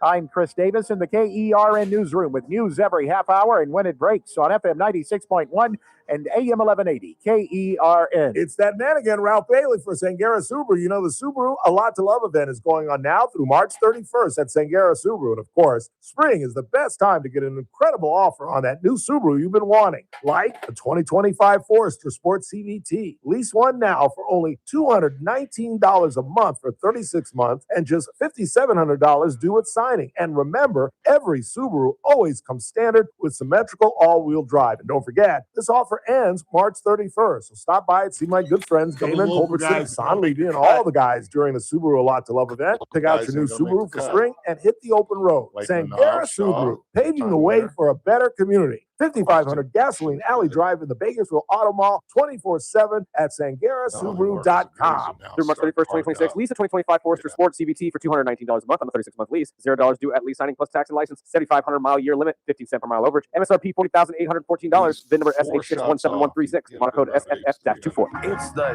JR Show. The kids were at some other business. I couldn't tell what it was, but allegedly they went in there and tried to steal things and were kicked out. And unfortunately, it all ended with this joyride and a friend of mine's car, and now one of them is dead. And I just go, one, where the heck are your parents at? I mean, can I not help but ask that? Where are the parents? The JR Show, weekdays at 2 p.m. The Armstrong and Getty Show, weekdays noon to 2 on News Talk 96.1 and AM 1180 KERN. Now, back to the Ralph Bailey Show. It's Thursday.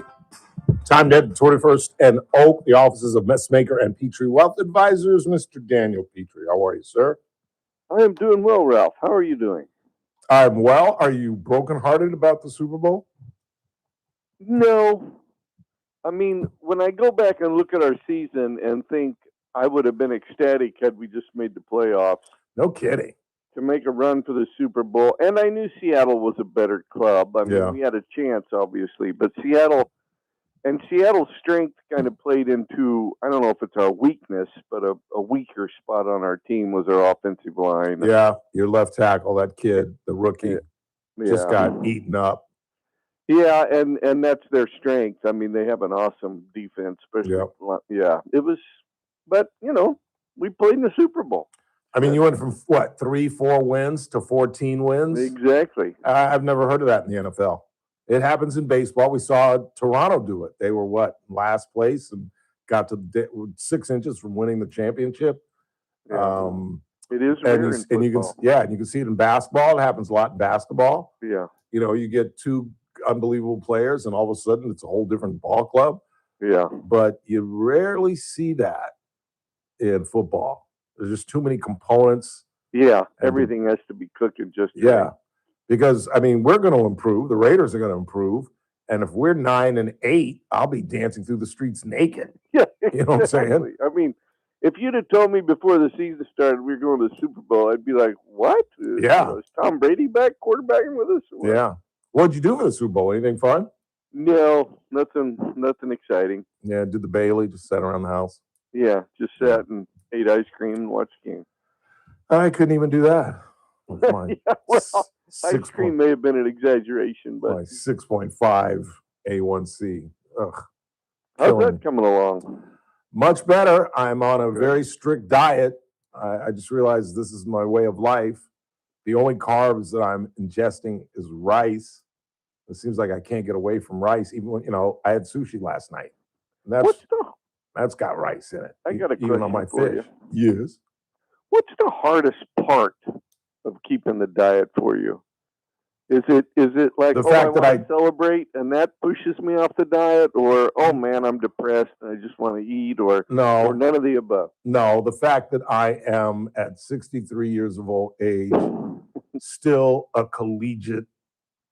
lead a collegiate-like life, that I don't cook, and that I eat out just about every night. I eat out, and it's really difficult to eat healthy eating out every night. Yeah. So now I'm doing things like making tuna fish for lunch, having eggs in the morning, just to eat in the house and stop Uber eating every night, and getting breakfast burritos and steak and eggs from stuff like that. Well, the That's the problem hardest part. too, even if that food's not bad, it's a lot of food. Yeah, I don't eat a lot, really. Believe it or not, I have a small appetite. I really do, but it's just what I'm eating. Okay. And I just, when I had the blood pressure issue, I just went nuts, where I was eating nothing but healthy things. I was so afraid of dying. Yeah. I wasn't eating anything, but now I'm just trying. I haven't had a sandwich other than brown bread sandwiches. I've even given up on wheat. No bread, no pasta. That's what kills me. I can't have pasta. That hurts. No Eurecios. I'm a carbaholic. Oh, I'm a fettuccine freak. I love fettuccine. That's just. One of my biggest is the minute you tell me, "Oh, you can't eat this anymore," I'm like, "Oh, that sounds good." I want what I can't. I should. Nobody tells me I can't have it, but if you said, "Hey, you can't eat this anymore," I'd be like, "Oh, that sounds wonderful. I want that." One of the hardest things I have is, what do I drink with my dinner? There's nothing I can drink that is good for me. Juice isn't very good for me.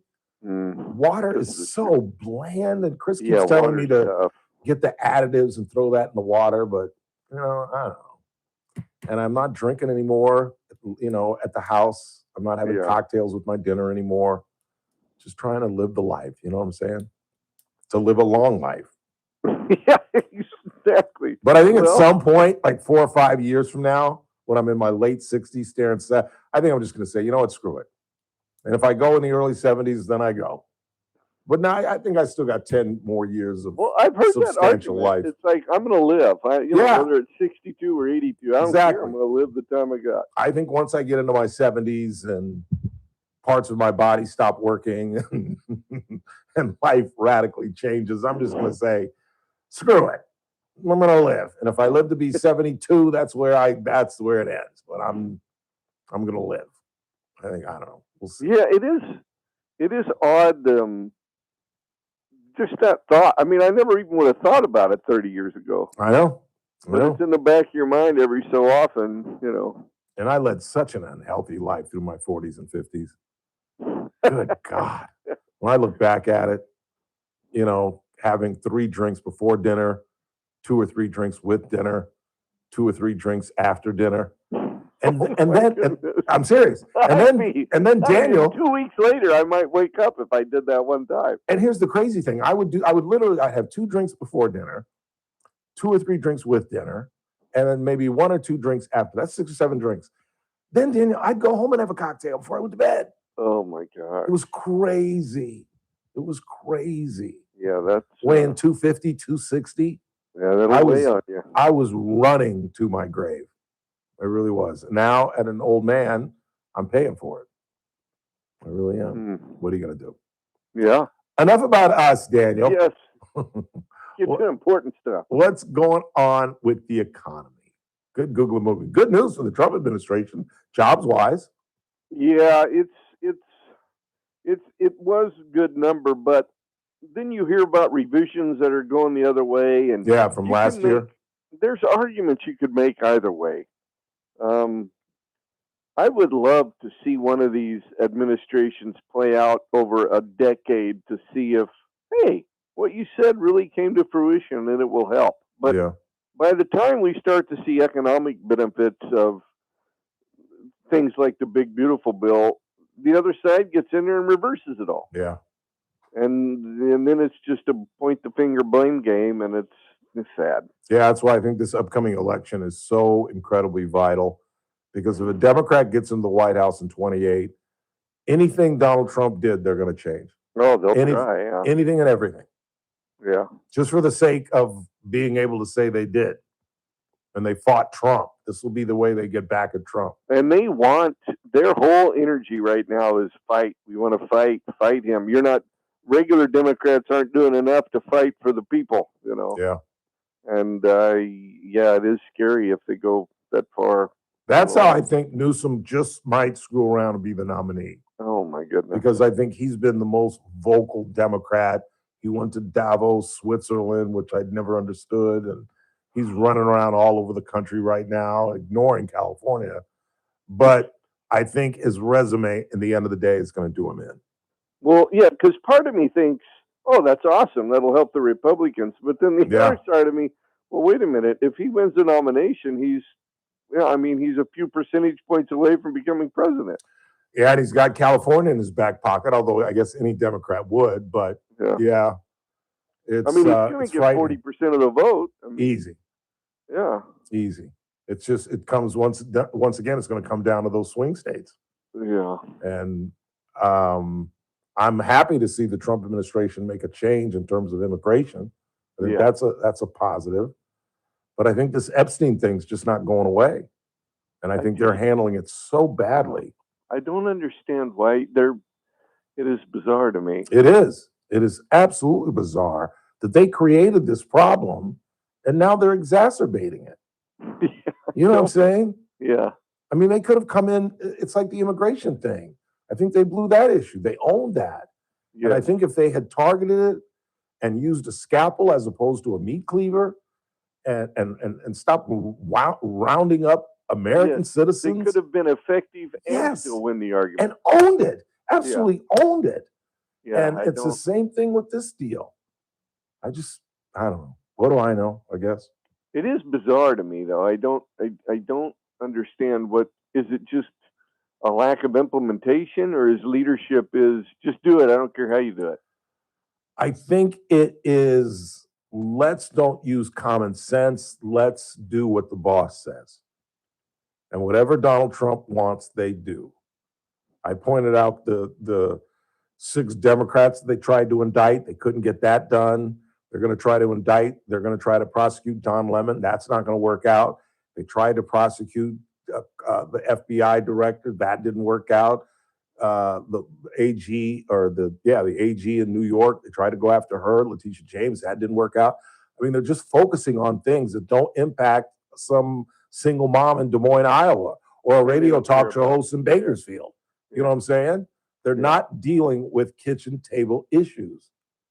And, for the president to come out and say that affordability is a hoax, and people are living check to check, and a third of the country can't come up with $1,000 if they had to, it's just tone deaf. I don't get it. Perception is reality. Absolutely. Especially in politics. Gold must be going out the roof. No? Oh, let's talk about it. Well, okay, you brought it up. It did go up for the week. Yeah. It has been volatile up and down. It had a down day today, but last I looked before I came on, we were just under 49.50. That's not bad. No, it was up almost 5%. Yeah, that's not bad at all. And silver, and it has been even more volatile and had a bad down day today, is just under 76. But we were at 69 and change last week. So we did, I mean, much lower than where we were. We got up close to 120 in silver, maybe even a tad higher than that at the high. Isn't that crazy? But if you'd have told me in September that we'd be here at 75, I'd have been ecstatic because we were in the 40s. Yeah. So, and still no rhyme or reason for all this fluctuation. No, not recently. None that I can. There are a lot of people who come out with reasons, but just like politics, I can't say, boy, that is definitely it. Yeah. However, we did have an interesting development in the debt. Ooh, what? The debt reduced by almost $21 billion. What? Yes. And I've been extremely busy, so I haven't usually I track or look at it daily, not all the time, but I take a peek and see how it's doing, and I haven't been tracking it as closely. But I did notice there was a day where it seems to me like it's still going up at the same rate it was. It's almost like they made a change in the calculation and did a little bit of a reset. But we'll see in a week if we're going up again, right back where we were. I mean, it's still very high. Right. But this is the first down week I think we've had since we started looking at it in late 24. Could this have anything to do with what Trump had been doing at the beginning of the administration and making the Doge cuts that they made? I can't tell you yes or no. Yeah. I wish I could get into that website more and they'd have some kind of, super blinking and say, this is where the change occurred. But there is nothing. So. Well, that's good news. I'll take that. I'll take that. That's amazing. We have. I was shocked. I thought I read it wrong. I thought my math was wrong. Well, surely you put in the wrong number. But no. I don't remember you ever saying that on this broadcast. No, I haven't. Never. I haven't seen it. So that's crazy. I don't know if I just don't know. And why isn't the Trump administration trumpeting this? You would think so. Well, they can't message themselves. It appears to me they can't message themselves out of a wet paper bag. Yeah, the messaging is poor. It really is. I mean, you could argue that the media doesn't help, but still, they have the podium. They could, they can do better. Yeah, absolutely. Anything else before I let you go? The market too was doing well. I mean, yeah, I think yesterday we were all time over 50,000 highs. Yeah, yeah. We slid back a little bit today. I don't necessarily know the rhyme or reason, but I don't. If we do have weakness, I don't expect it to last. Yeah. Although I am still worried down the road a little bit. Yeah. Time will tell. And that doesn't impact the average citizen. They could not possibly care less about the stock market. No, those that have money, I mean, and are involved are happy, and they don't feel the kitchen table issues as much. No, not at all. No. Yes, their price went up, but they're like, "Well, we made 10% in the market last year, so who cares?" And they're not living check to check. Right. They're not. They're looking long term. These other people are just trying to put food on the table and clothes on their kids' backs. Yeah, it is. We have an odd. I almost feel like no other time have we had the world at our fingertips technologically. I mean, we have anything, and yet at the same time, it seems like we're swimming upstream. Yeah, absolutely, absolutely. Always good to talk to you, sir. Have a wonderful weekend, You as well, Ralph. And we'll talk to you next Thursday. Okay, boss. All right, man. Well, Have a good bye, weekend. guys. Daniel Petrie. Quick timeout. We'll check the board. We'll talk about the FACE Act. One step to demanding that American citizens prove who they are to get registered and then have a photo ID to vote. And while 70% of Democrats are with it, 95% of Republicans are with it, and 83% of African Americans are for it. You'll hear Kamala Harris in very typical Kamala Harris fashion. You walk away having no clue what she just said. And of course, Chuck Schumer, who's an expert on being black, is running around comparing the FACE Act to Jim Crow, which, of course, is utterly absurd. Quick timeout. We're coming right back. It's the Ralph Bailey Show on News Talk 96.1 and AM 1180 KERN. We're streaming live at kernradio.com. News Talk 96.1 and AM. Casey. Start your day right. First Look with Scott Cox, 6 to 9 a.m. On the Friday edition of the First Look program, we'll work in a few gratuitous Super Bowl references. We have the latest on our sewer rate increases. Monty Byram and friends will be here to promote a show they've got coming up, and we will bring you state-of-the-art news. It's all happening 6 to 9 a.m. right here at News Talk 96.1, streaming live on the internet at kernradio.com. First Look with Scott Cox, 6 to 9 a.m. News Talk 96.1 and AM 1180 KERN. Well, fellas, if you have not made your reservations at Casey Steakhouse for Saturday, you just might be out of luck. Your best shot might be next door at the Speakeasy Bar, the Stockyard, where you can have dinner in there with Haley, and there's live music as well. But it's going to be tough pickings trying to get into Casey Steakhouse as a walk-in. So again, if you're trying to get in there, make a reservation immediatamente. Again, they may be booked, but that's the best shot. But where would you rather be? Casey Steakhouse was not only voted the best steakhouse, but the best ambiance. It's almost 90 years old, and it's old school, and it's dark, and Jimmy and Bobby are providing live music. You can get up on the dance floor. On Fridays and Saturday nights, it becomes a 40-plus disco. It really does, because Jimmy and Bobby are providing great live music. Where would you rather be on Valentine's Day than on F Street at Casey Steakhouse in the capable hands of Cassie Biddle's incredible staff? Casey Steakhouse, longtime sponsors of the Ralph Bailey Show. Why choose a Sleep Number smart bed? Can I make my site softer? Can I make my site firmer? Can we sleep cooler? Sleep Number does that. Cools up to 8 times faster and lets you choose your ideal comfort on either side. Your Sleep Number setting. Enjoy personalized comfort for better sleep night after night. And now, during our President's Day sale, take 50% off our limited edition bed. Plus, free premium delivery with any bed and base. Ends Monday. Only at a Sleep Number store or sleepnumber.com. This is Carla Hall for Eggland's Best. Eggs are a staple in our diets, and there's only one egg with more delicious farm-fresh taste plus superior nutrition. Eggland's Best. With more vitamins, including 6 times more vitamin D and 10 times more vitamin E, plus 25% less saturated fat than ordinary eggs. Available in so many delicious varieties, we've got classic, cage-free, organic, free-range, and pasture-raised. Eggland's Best. Better taste, better nutrition, better eggs. We've all been there. Sleepless nights, mind racing, wondering if your business's security service is really protecting what matters.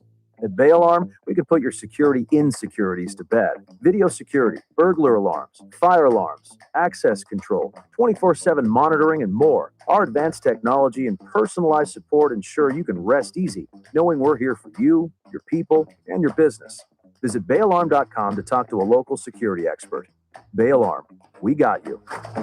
This Valentine's Day, give them the gift that gets the blood pumping to all the right places. Long drives, soft strokes, and the performance to last all 18 holes.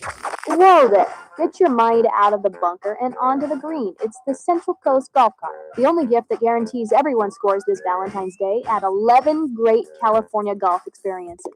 CentralCoastGolfCart.com. Love is a game played better on the course.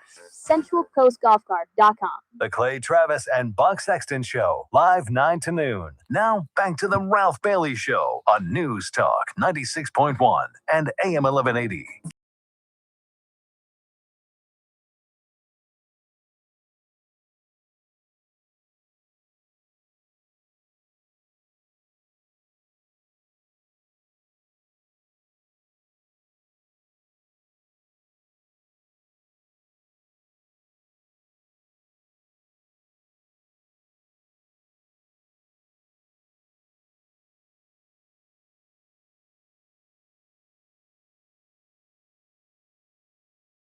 Works for all your IT needs. Call Adaptive Networks at 241-0638, 241-0638, or hit them online at adaptive-net.com. All right, you want to hear my Crosby take? Sure. Trade his ass. Oh, wow. Trade his sorry ass. He did not show up for Clint Kubiak's presentation, although Genty and most of the team did. And Kubiak said that he had coffee with him and he sat down with him. And hopefully the competence of Clint Kubiak will keep him here. But, dude, you're a Raider. And if you don't want to be a Raider, then get that. You know where I'd trade him? Cleveland? Damn right. Either Cleveland or the Jets. You want a taste incompetence? And if you don't understand why we sat you down and then you've taken that personally, then get the hell out of Vegas. Send him to Cleveland or New York. Not the Giants, because they might be good, but send him to the Jets. You want to see incompetence? Those are the only two clubs that are worse than us in terms of ownership and the future. Those are the only ones I can think of. There's nobody else I can think of that's worse than the Jets. Arizona's kind of getting that bad. Yeah, but they're still viable. They've got a decent quarterback who I don't think is good as everybody thought was going to be, but they can get to 500. They've got a chance of getting to the playoffs. Cleveland ain't going to the playoffs. No. You can start Myles Garrett at quarterback and running back and defensive tackle and offensive tackle, and they ain't going anywhere. And the Jets ain't going anywhere either. So that's where I'd send him. I'm just insulted. I just thought there was Raider pride, even during the hard seasons. I mean, look at Kansas City. Kansas City used to be the joke of the AFC West. When I was growing up, we loved to go to Kansas City. Are you kidding me? And now look at them. They put together a dynasty slowly but surely. And it begins with the quarterback. And we finally got the quarterback. Mendoza is a can't miss. Unless we do something like Houston did to David Carr and put 40-year-old men in front of him on the offensive line and let him lead the league in sacks. But other than that, and by the way, did I send you the Derek Carr audio? No, but I know which one you're talking about. I heard it myself. Yeah, let me play this for you. He is serious. He is deadly serious about coming back. Hang on. Yellow.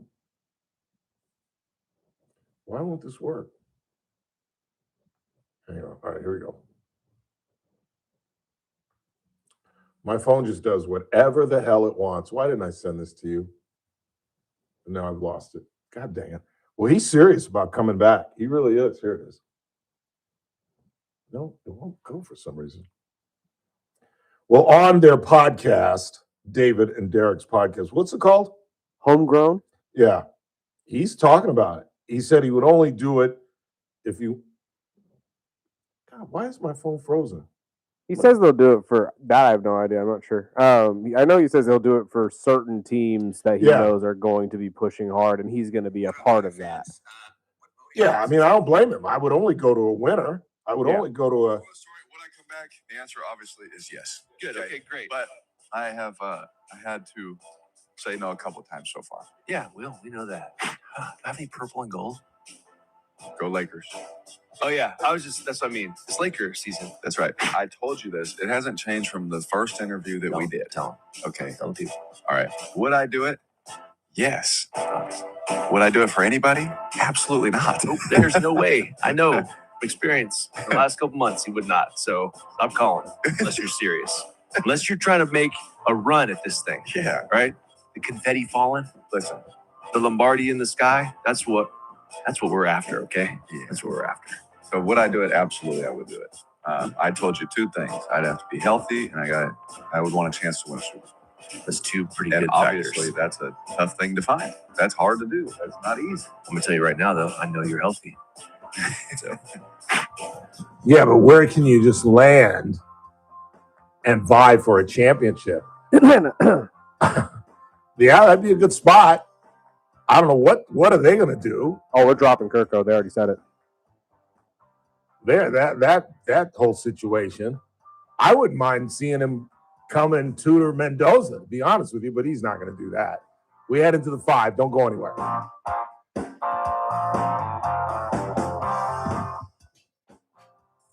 This is AM 1180 KERN Green Acres. This is 96.1 FM Bakersfield. Online at KERNradio.com. News this hour from Town Hall. I'm Keith Peters in Washington.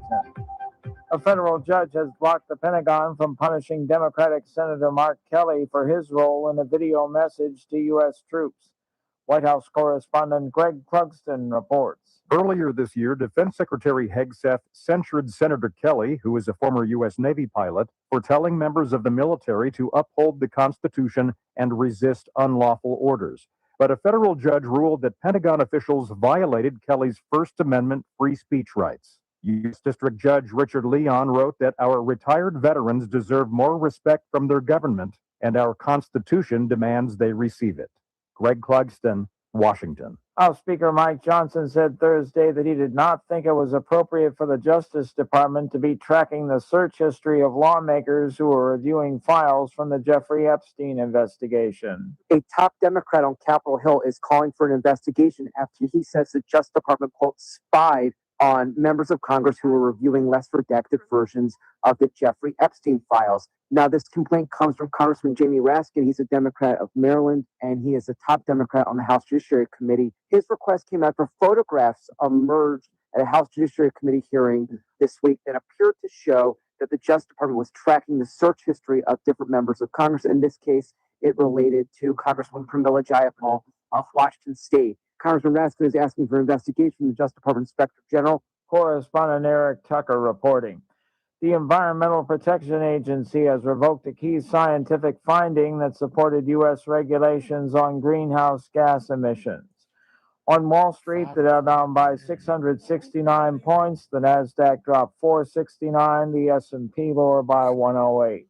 More at townhall.com.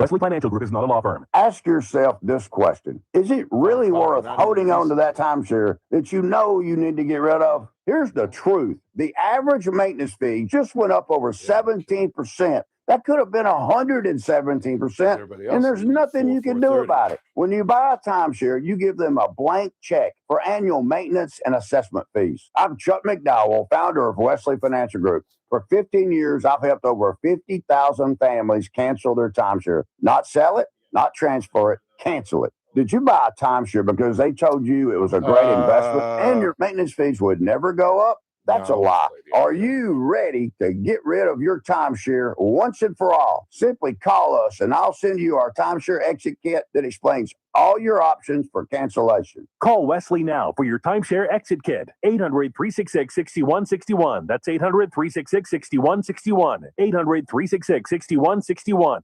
From the KERN Newsroom, your live and local news update on News Talk 96.1 and AM 1180 KERN. Why your sewer rates will likely be going up. I'm Chris Davis. That's if you live in Bakersfield and if the City Council can get final approval on the plan to take rates to $475 per year this year for each household, then up $100 each year after that until year 5 when it reaches $875. That is to cover all sewer expenses like debt, maintenance, and operations. The city says you'll be getting notice in the mail about Proposition 218, which is the legal process for raising rates and your chance to protest it. February 15th, 2024, Jaden Toralba and his girlfriend had a fight. That happens. But what doesn't usually happen is that Toralba hit her with a gun, held the gun to her head, and choked her when she tried to leave. And that has earned him a possible 20 years in state prison when he is sentenced next month. Wednesday, he was found guilty of assault with a gun, false imprisonment, and other charges. Right now, Manuel Leal Robles is being held without bail, and a hearing that was supposed to happen Wednesday has been pushed back until April 6th. The 37-year-old is accused of shooting and killing his wife, 37-year-old Anna Karen Robles, inside their house on Tallulah Falls Court in front of one of their kids. For that, he faces charges of murder and child cruelty. He told police when they arrested him that his wife had cheated on him, and that's why he killed her. A hit and run last night just before 7 o'clock in Bakersfield. Police say that happened in the area of Gosford Road and White Lane The person who was hit by a car had moderate injuries but is expected to make it. The car and person driving left, and police have so far not released any information about either. I'm Chris Davis in the KERN newsroom with news every half hour and when it breaks on FM 96.1 and AM 1180 KERN. What do you think? This is the Army where you shoot them a mile away? You gotta get up close like this. Bada bing! You blow their brains all over your nice Ivy League suit. You've been examining this house for 12 It's the days. Ralph Bailey Show on News Talk 96.1 and AM 1180 KERN. Now make sure you leave the house when you make the call. You understand me? You hear me? Call from an outside line. I mean it. Call in or text to 661-842-KERN. That's 661-842-5376. Listen live at KERNradio.com. Now, the host you've been waiting all day for. Live from the KERN studio, here's Ralph Bailey. Final hour of the broadcast on this Thursday. It's the Ralph Bailey Show on News Talk 96.1 and AM 1180 KERN, where we're streaming live at turnradio.com. Let me get you updated on the BC Open because most of the players are in the clubhouse, except for the local group that I was covering today, Jared Kaneshita, Manav Shah. Jared is now at 8 under par. He is 3 shots off the lead. Yesterday's leader, Carlos Pereira, shot a 67, 4 under par. So he's now at 11 and leading the golf tournament. The defending champion is at 10 under par. He's in the clubhouse. He was 5 under for the day. He's at 10, 1 stroke off the lead. And Jared Kaneshita is on 8. They started on 10, so he is on the 17th hole, but it's the 8th hole. It's, their back is the front, and he's 8. Wait, where am I? Yeah, he's 8 under for the tournament, 2 under for the day. And let me see. Bhavik Patel was 2 under for the day. He's 6 under, 5 shots off the lead. Still has a great opportunity to win his 3rd BC Open. And unfortunately, I'm scrolling down and aren't finding any other local names. Manav battled back. He is even par on the day. He's 4 under, so he's 7 shots. He's on 9, so he's finished 8. He's on 9, finishing up his round. And that's about all the local names that have made the cut. Unfortunately, John Balfans did not make the cut, but had a very respectable tournament, particularly for a man 55 years old. He shot even for the 2 days, and that's pretty awesome. I'm sure he's a little disappointed. Our good friend Neil Batista is still on the course, but he's even. He's on 13. He needs to make a couple of birdies because he's got to get to what's the cut? 2. He's got to make 3 birdies in the next 5 holes to make the cut. So let's say a little prayer for him. And that's about it for our local players. Where is Mr. Duncan? I don't see him on here. Please stand by. I'm looking for Adam Duncan, whose dad you're going to hear at the bottom of the hour. Had an opportunity to talk with him, but I don't have my glasses on. I'm sorry. Give me 1 sec. I'll get you a second pair of eyes right now. Yeah. I don't see him on the leaderboard for some reason. 842-5376, our phone number, by the way, 842-KERN. I really don't. All right, do you have the board? Oh, there he is. He's at 4. Oh, he's fine. He's 1 under on the day. He's had a tough round. He had a tough round. He's right with Manav at 4 under par, 7 shots. I think anything within the leaders are at 11. I think if you're at 6, 7, maybe 4 or 5 shots off the lead, you have an opportunity. It's hard to put three days in a row in the 60s. So if one of the local kids, if Jared can go out there and shoot a 65, 66 tomorrow, he could walk away with this thing. He's the closest local player. You'll hear from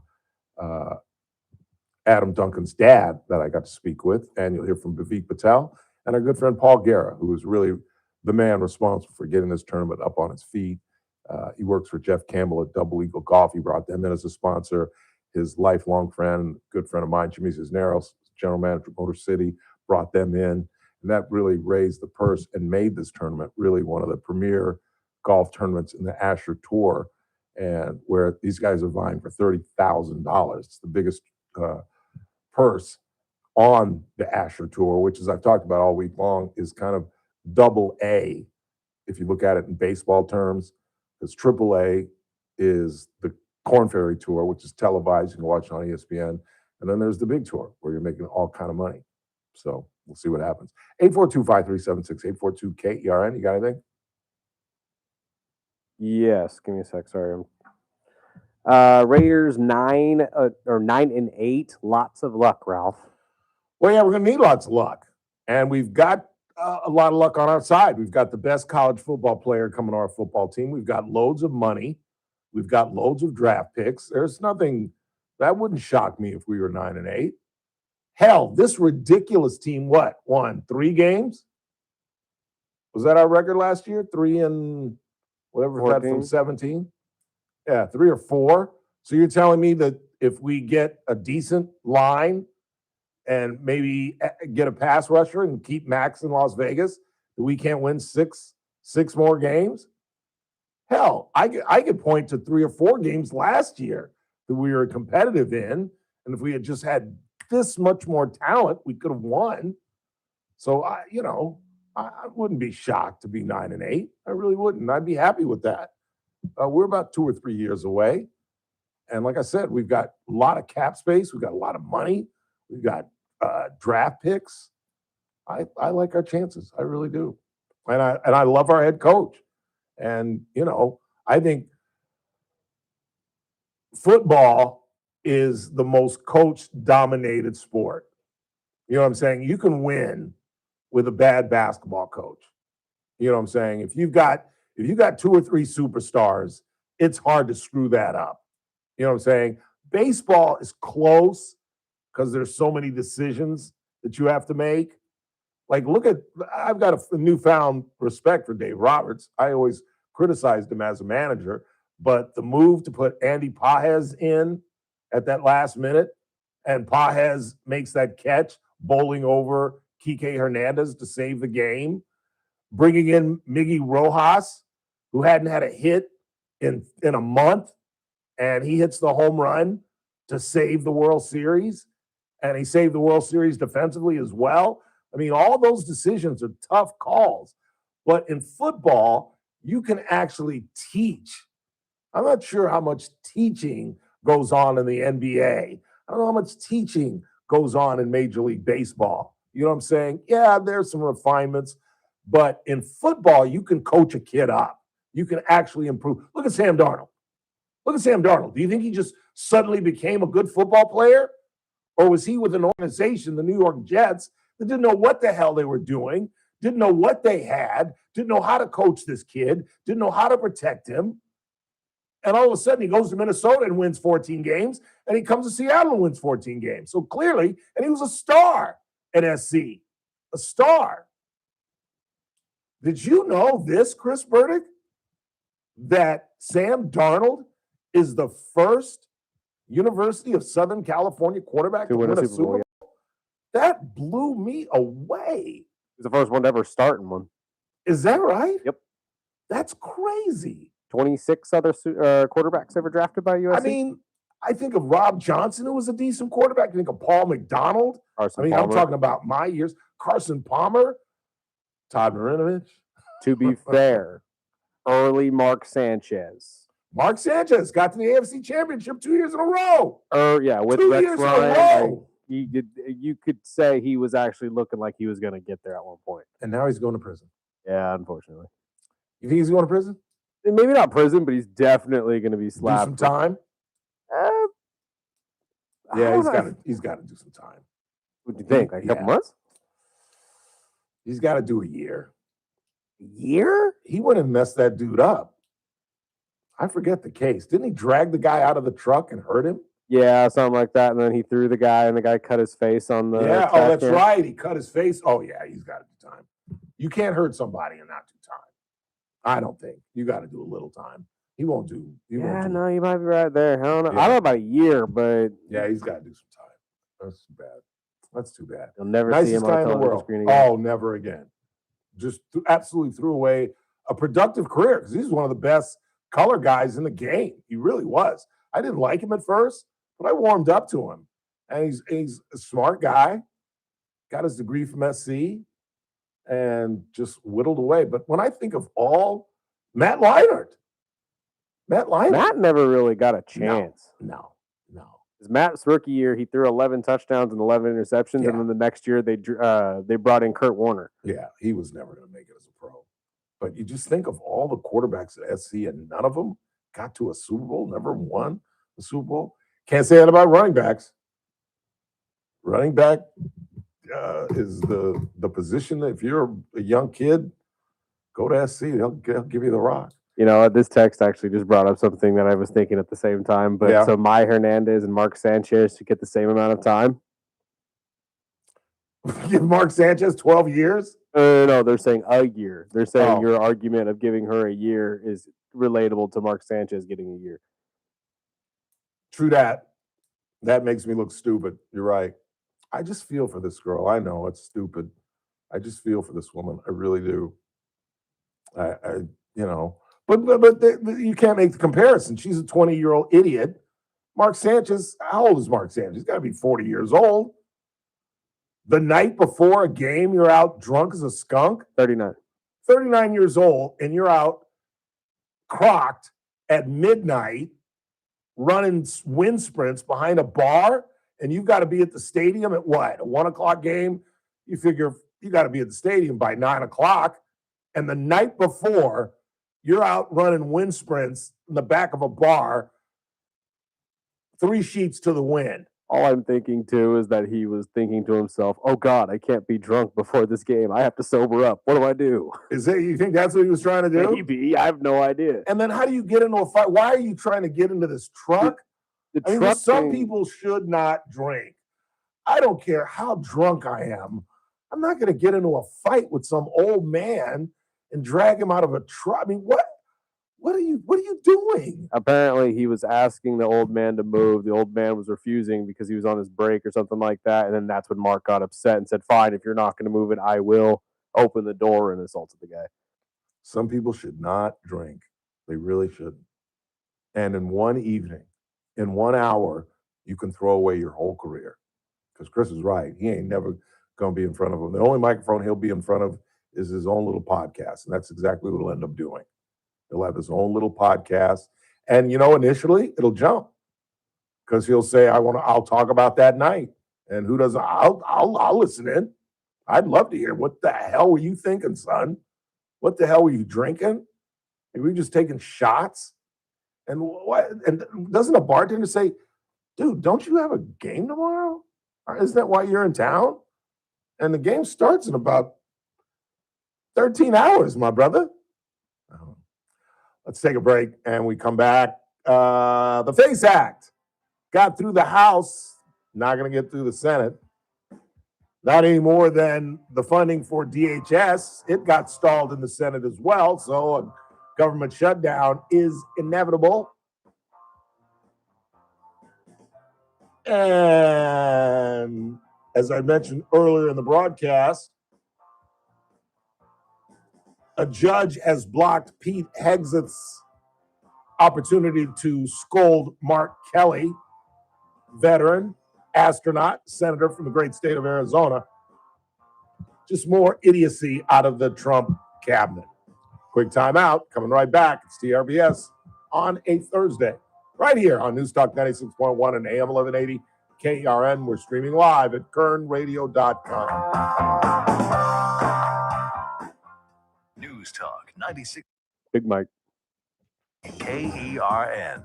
Friday edition, Clay Travis, Buck Sexton Show. We will break down the absolute latest in Minneapolis, the ongoing uncertainty surrounding Nancy Guthrie as well, and we will take you into the weekend as the Epstein document fallout continues to roll. All that and more, you won't want to miss it. Come hang with us. Friday edition, taking you into the weekend. Clay and Buck. Live 9 to noon. News Talk 96.1 and AM 1180 KERN. So I had my first inquiry into Big Mike's Ragin' Barbecue, a new client and one of the best caterers in town. And yeah, he just happens to be one of my best friends, but he happens to be one of the best caterers in town. And somebody asked me, how deep does Mike go? And I said, well, he provides appetizers, the main menu, and side dishes. And Mike does the cooking, and he's outstanding. He comes with a crew. He comes with a rig. They do all the cooking. They do all the cleaning. They do all the serving. You do absolutely nothing but pick up the phone and call Mike at 393-5507. That's 393-5507. Big Mike's Ragin' Barbecue has been raging now throughout this entire century, for over 25 years. Mike, a former NFL star, has used that discipline he learned in the NFL to engineer his organization. It doesn't matter what your event is, whether it's a corporate event, graduation, Valentine's Day. Mike is there with the grill and ready to cook. Call him again today at 393-5507, 393-5507. Big Mike's Ragin' Barbecue. And yes, after 9 years, they're still raging hot. Look up in the sky. Yeah, that's what they cry. It's a bird. It's a plane. No, it's them. It's Paul Sheldon's team, that well-oiled machine of Christine, Kelly, and Lynn.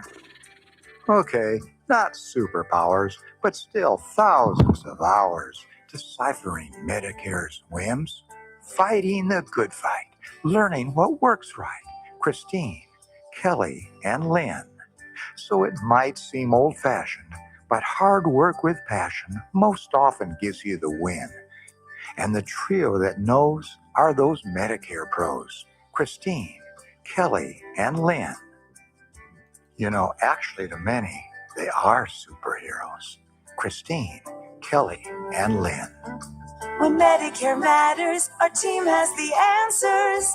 Team Paul Sheldon. 398-2298. Walk the streets of Bakersfield into a country night with the Condors on Friday. Country rock band In Cahoots will perform throughout the night, and we'll have Condors country trucker hats on sale for just $5. Plus, it's a $3 beer Friday with Michelob Ultra and Mango Cart, just $3 till the start of the second. It's a boat scooting good time, presented by Roosters and Eyewitness News. Doors open at 6. The puck drops at 7. Fun starts at just $15 at condorstown.com or by calling 324-PUCK. This is Condorstown.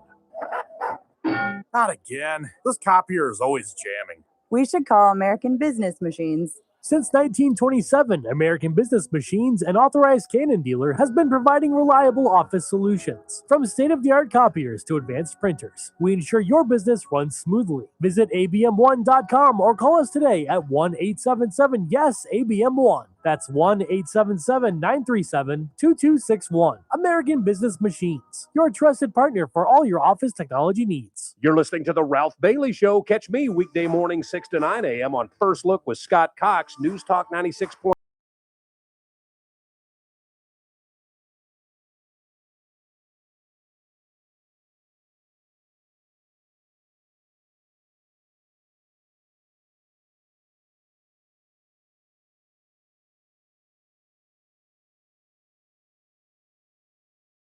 Morning or last night, but Sandy Steers passed away.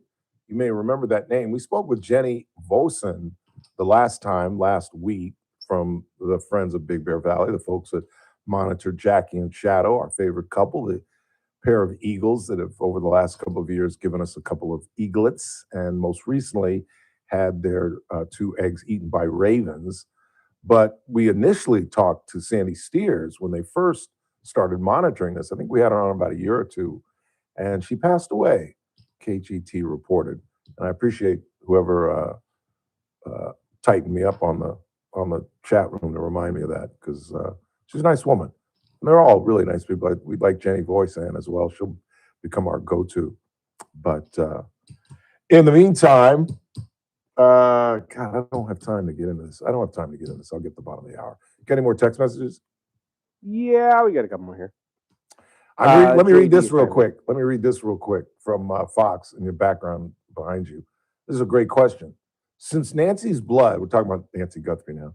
Since Nancy's blood was found near the front door, shouldn't there be footage of the kidnapper leaving with her also? That's a great question. Like, how do they have all this video of the guy, but nothing of them leaving? And there's blood. They had to have left through the front door. Is it just video that they're not showing us? I could understand why. I don't know if I want to see that. Them dragging her out, bleeding, probably in a nightgown. You know, maybe that's why they took so long. They let her get dressed. I don't know. This whole thing just makes absolutely no sense. I've never seen a crime like this in my life. What else you got? JD is chimed in. JD! That might be the funniest joke yet, Ralph. Send Crosby to the Jets or the Browns so he can be on a dysfunctional team. Like that would be worse than where he is currently. Rumor has him going to the Cowboys. I'm going to say Detroit. I think he ends up with the Lions. Oof, that would make them very formidable. He's with him and Aiden on each side. He's been very vocal about wanting to go back and play in Michigan. Is that where he's from? Yeah. Well, he went to college at East Michigan. Yeah. So I would assume that would be the best spot for him right now. Yeah. Really upset me as a Raider fan when he didn't show up for the coach. I mean, that just makes sense. Really does make you wonder, though, of these stories that you keep hearing about him telling Tom Brady that he'll never going to play there again. Yeah, well, good. Get him out then. Get him out. You want to talk that crap? Get him out. I hate ungrateful athletes. You're making 7 figures. You're living in Las Vegas. The Raiders have been nothing but great to you, and you're pissed because we did something strategic so we could get the best player in college football, and you can't comprehend that. You can't get your brain around that. And it's kind of a compliment to you, sir, that we're like, if we screw around and let you play, we might screw around and win. That you're such a big part of the future that we want you here. And I'm glad that Clint Kubiak sat down with him. They said that they had coffee together and he spoke to him and boo. But if you don't want to be here, get the hell out. And Dallas, that's too good for him. They could screw around and be good in a year or two. I think they'd be good next year, really, if they really wanted to be. My thought process is this, though. I think he's pulling a Myles Garrett. I think he's pulling the whole, I'll never play for this mediocre franchise. That's what Myles Garrett said last year. Exactly. And then they give him the most lucrative contract in Raider history. And now he's magically happy to be home and, magically happy to be back with the Raiders. That's why I'm saying get rid of him. Because think about what we could get for him. Oh, yeah. We could get a ton for him. You know what? If you trade away Max Crosby and get what you want for him, like a left or Micah Parsons like trade, yes, you don't even have to worry about trading away the first overall pick because now you'll have multiple. That's what I'm saying. Because I believe Dallas won the Micah Parsons trade. I really do. Dallas got a whole lot better. And I don't think Micah is that. Did you see Micah on a podcast with Myles Garrett talking smack? Podcast. Yeah. Is it his? Yeah, it's his. Talking smack like there are things that I do that you can't. Oh my! Are you serious? What Myles said. Oh, I have audio. You're talking to Myles Garrett, and you're trying to compare yourself to him. You want to play that? I have. Let's hear it from that. From Let's my hear this it. morning. Let's hear it. Oh, we don't have time. I know. We can play that after the break. Yeah, we'll get to it a little bit later. But I'm just like, come on, Micah, please. I don't know. I'm sorry. You still got 2 minutes. I apologize. You're good, but you ain't that good, son. And again, I think Dallas won that trade. I really did. They shored up their defensive line, which was horrible. And the difference between the two of them is Myles Garrett plays the run. Micah, he's a good pass rusher, but does he play the run real well? Not as well as Myles Garrett. Good God. That took chutzpah to say that in front of that guy. I'm just saying. As we head into the back half hour, we'll talk about the FACE Act. You'll hear from Kamala Harris, and we should have some final scores of the BC Open. You'll hear from Adam Duncan's dad. I got to speak with him out there. He's a Liberty high school kid who was the Division II Player of the Year. He had a rough round today, and he and Manav Shah are battling to stay above the cut line. We'll get you that before we get out of here. talk about the defunding of DHS and the inevitable government shutdown this Saturday. So again, if you're flying, make sure you leave a little bit earlier than you normally would, because TSA folks, I got a feeling this go round, TSA folks are going to be like, you know what, we're not doing this anymore. I'm just going to stay home. Just going to stay home. This could be a lengthy shutdown, too. It really could be. Quick time out. You're listening to The Ralph Bailey Show on News Talk 96.1 and AM 1180 KERN. We're streaming live at kernradio.com.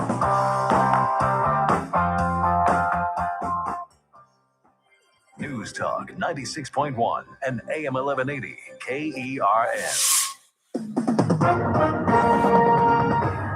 With SRN News, I'm Keith Peters in Washington. The U.S. military has reported two major incidents that occurred in recent days tied to the massive buildup of forces in the Caribbean Sea.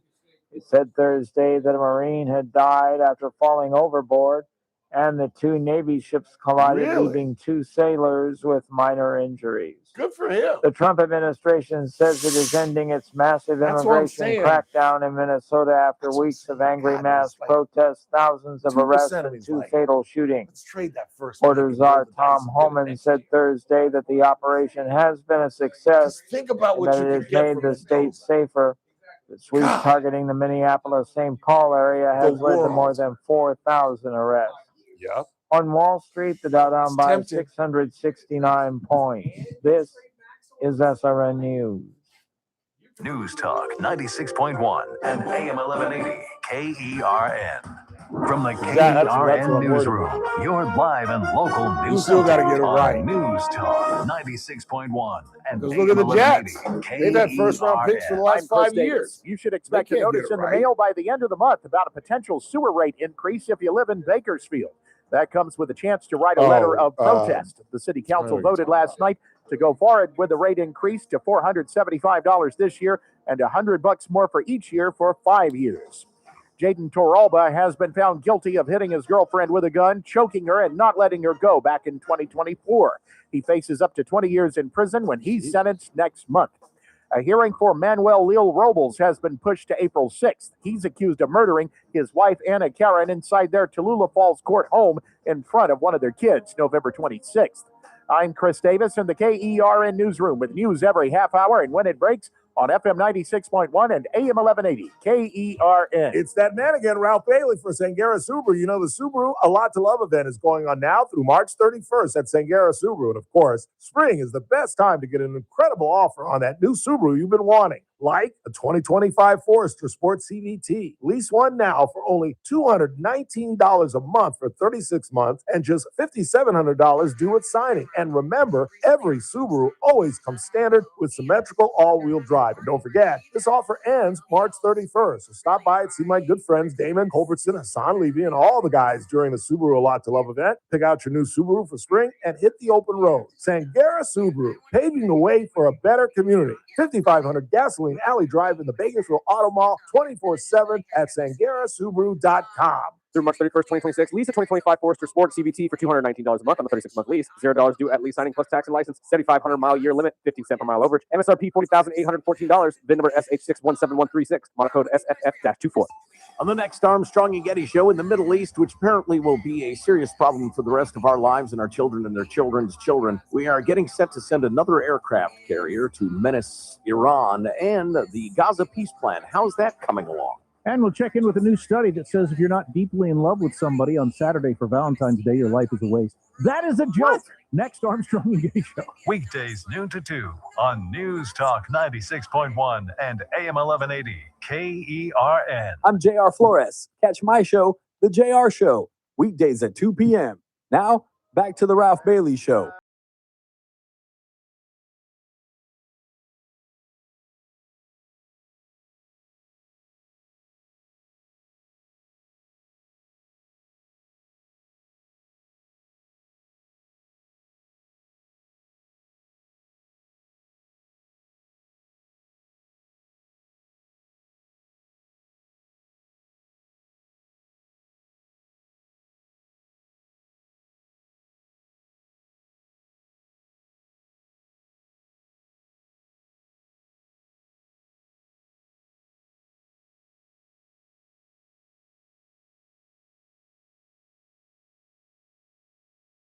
76842KERN. So again, they passed the FACE Act out of the House, and now it has to go to the Senate, where it needs 60 votes, and it ain't never ever gonna happen. Ain't never ever gonna happen. And there are three components to this, where a photo ID is overwhelming. That's overwhelming. Now there comes some differences when it comes to providing a birth certificate and a passport, which most people don't have. I don't even have a passport anymore. I used to, but I couldn't find my passport if my life depended on it. But it's pretty simple. Listen, this is Kamala Harris. This is the former vice president. This is the woman that could have been the leader of the free world when she was asked about the detriment of demanding an ID. Is agreeing to voter ID one of those compromises that you'd support? I don't think that we should underestimate what that could mean. Because in some people's mind, that means, well, you're going to have to Xerox or photocopy your ID to send it in to prove you are who you are. Well, there are a whole lot of people, especially people who live in rural communities, who don't, there's no Kinko's, there's no Office Max near them. People have to understand that when we're talking about voter ID laws, be clear about who you have in mind and what would be required of them to prove who they are. Of course, people have to prove who they are, but not in a way that makes it almost impossible for them to prove who they are. I mean, it's comical. Of course, people have to prove who they are, but not to the point where it's difficult to prove who they are. I've always said, there's a scene, and I know I do this way too often, comparing or pulling scenes out of motion pictures and use them as analogies, but there's a scene in the Caine Mutiny where Jose Ferrer has to go after Humphrey Bogart. He's a captain who Van Johnson has taken over his ship, hence the name, the Caine Mutiny. And as he's about to prosecute Humphrey Bogart, and he's got to prove that Bogart is nutsy cuckoo to justify Van Johnson taking the ship from the captain, the admirals, who are the jury, warn Jose Ferrer, look, this guy, Bogart, is still a captain in the Navy, and you better show him some respect.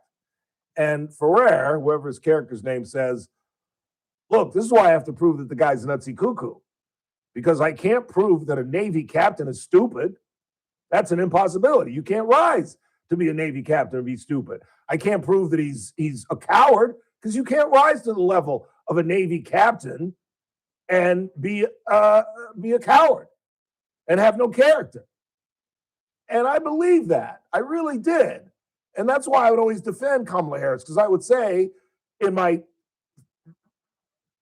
lurches into believing that she is incredibly stupid, I would say, but she can't be. You can't become the first female black DA of San Francisco and be stupid. You can't become the top cop in a state the size of a country and be stupid. You can't become the vice president of the United States and be stupid. Well, I was wrong.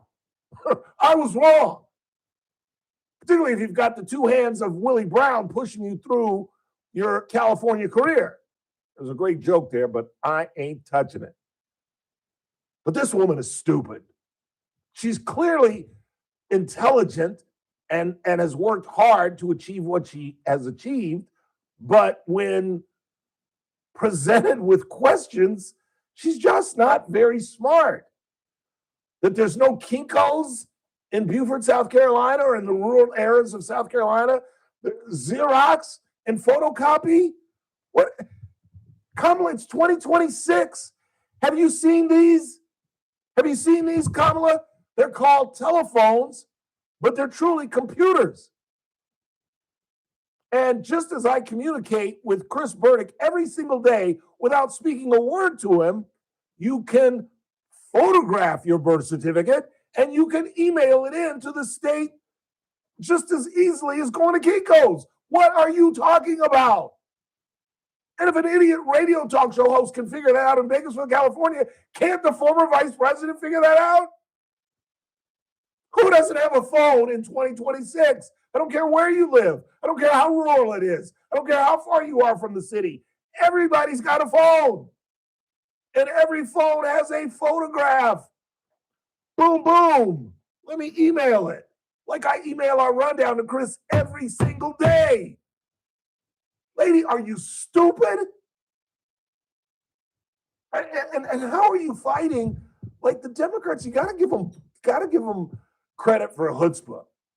Because how they continue to fight these 80-20 issues, transgenderism, parental rights, and voting ID. And it just goes to show you where black elites are. These black folks who in their careers start making seven figures, and either they were born with a spoon in their mouth, a golden spoon in their mouth, silver spoon, whatever color it is, or they just forgot from whence they came. Because to talk down to black people and say, oh, these poor rural black folks can't come up with an ID, and this is voter suppression, and then comparing it to Jim Crow, let me have a new thesis. My old thesis was stay away from the Third Reich.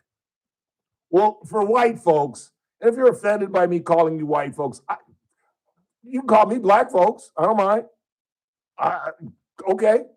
You call my family a bunch of black folks. I'm not hurt by that. So for white folks, stay away from the civil rights movement. Stay away from Jim Crow. You know not of what you speak. Hell, I only know of what I speak from listening to my grandparents and my parents. I lived in the 70s. I was alive in the 60s, but my conscious growth years, sixth grade and up, were in the 70s, and life was different, radically different. When my father went to college, he could not marry a white woman. It was against the law. Against the law. My father could not vote in his home state of South Carolina. My mother could not vote in her state of Georgia when she was 18 years old, or when she was 21 for that matter. So life has changed. You know not of what the Jim Crow was about. And it's just insulting to hear white folks compare this to Jim Crow.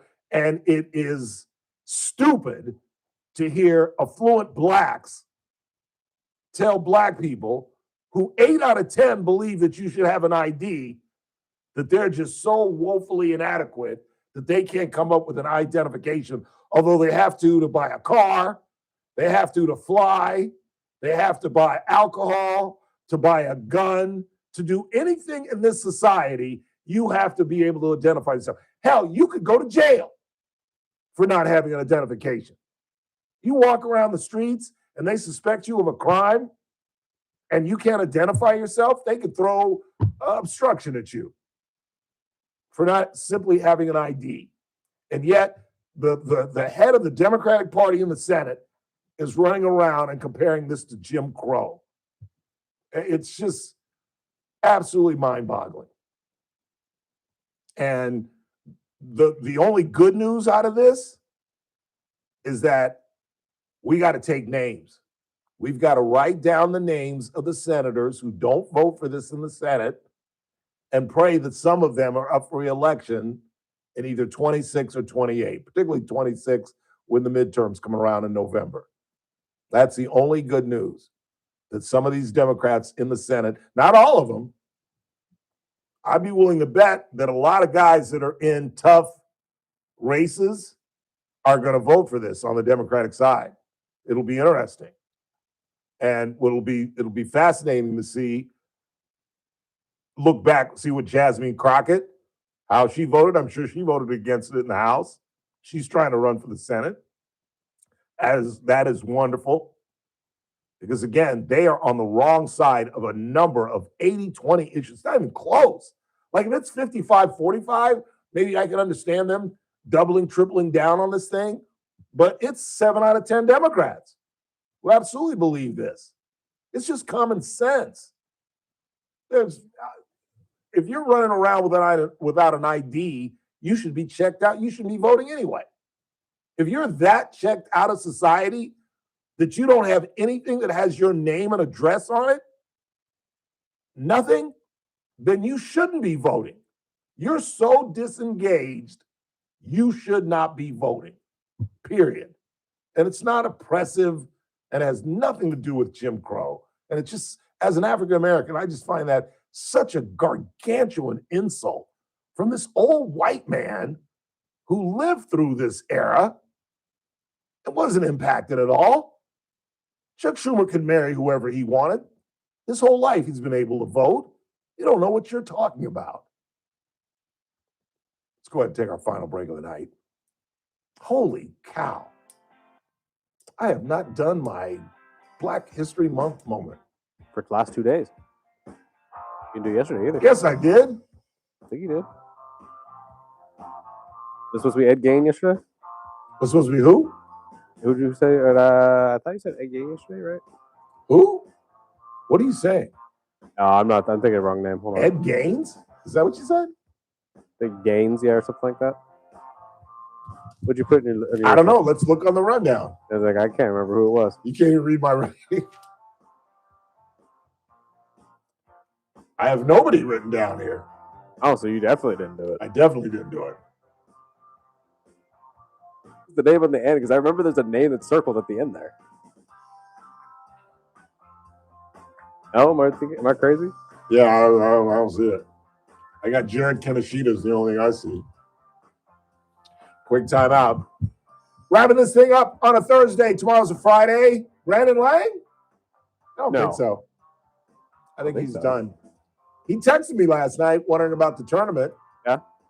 I guess I almost told him. At this point, they're not going to believe you if he says I know. that he's coming. I know. That's why I was like, dude, you don't have to do this for me. Come across the country. Like I flew to Vegas. That was no big deal. He's flying from New York to LA to come play in our golf tournament. I was like, dude, don't do it. Wrapping this thing up. Tomorrow's Friday, so we will talk with our man Rick Bentley. And hopefully we'll talk with the winner of the BC Open by the end of the broadcast if they've finished it up. In the meantime, keep it locked. You're listening to The Ralph Bailey Show on News Talk 96.1 and AM 1180 KRN, and we're streaming live at kernradio.com. News Talk 96.1 and AM 1180 K.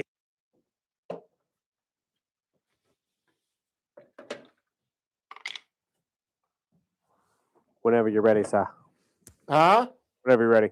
Okay.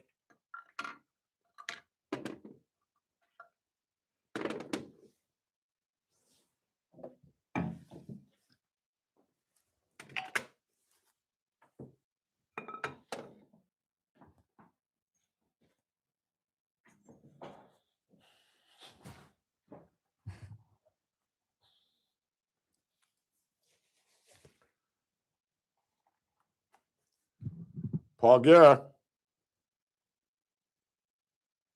Oh, he said he's going to make sure the winner calls in tomorrow.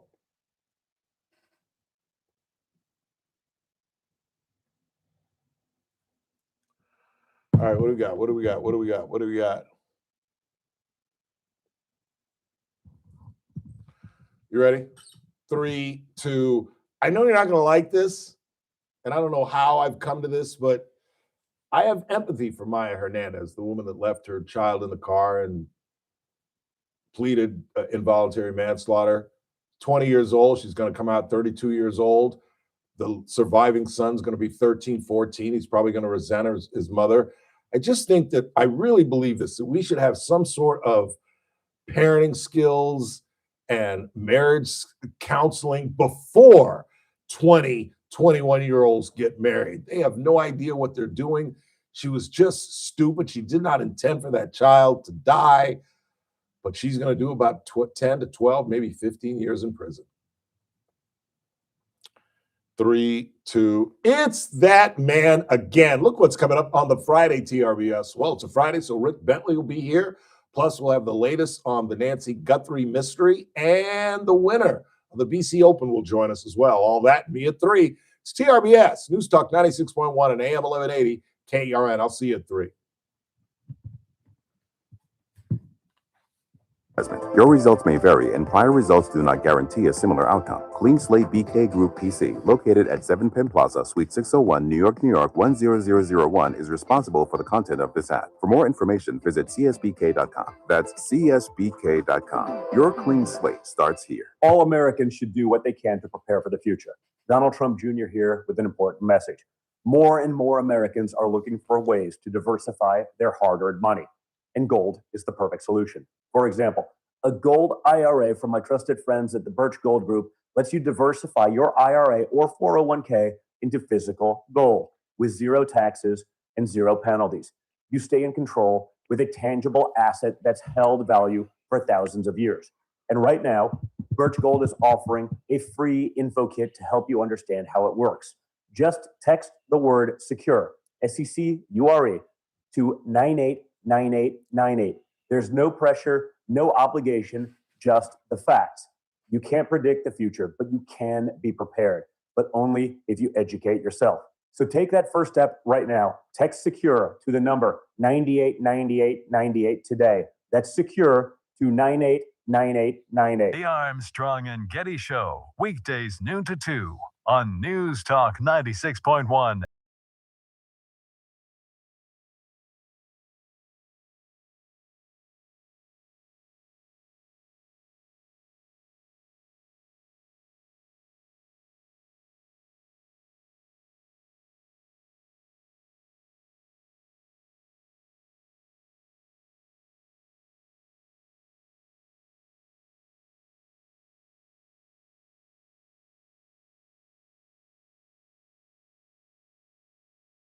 And Jared Kaneshita shot a bogey-free round, 3 under par.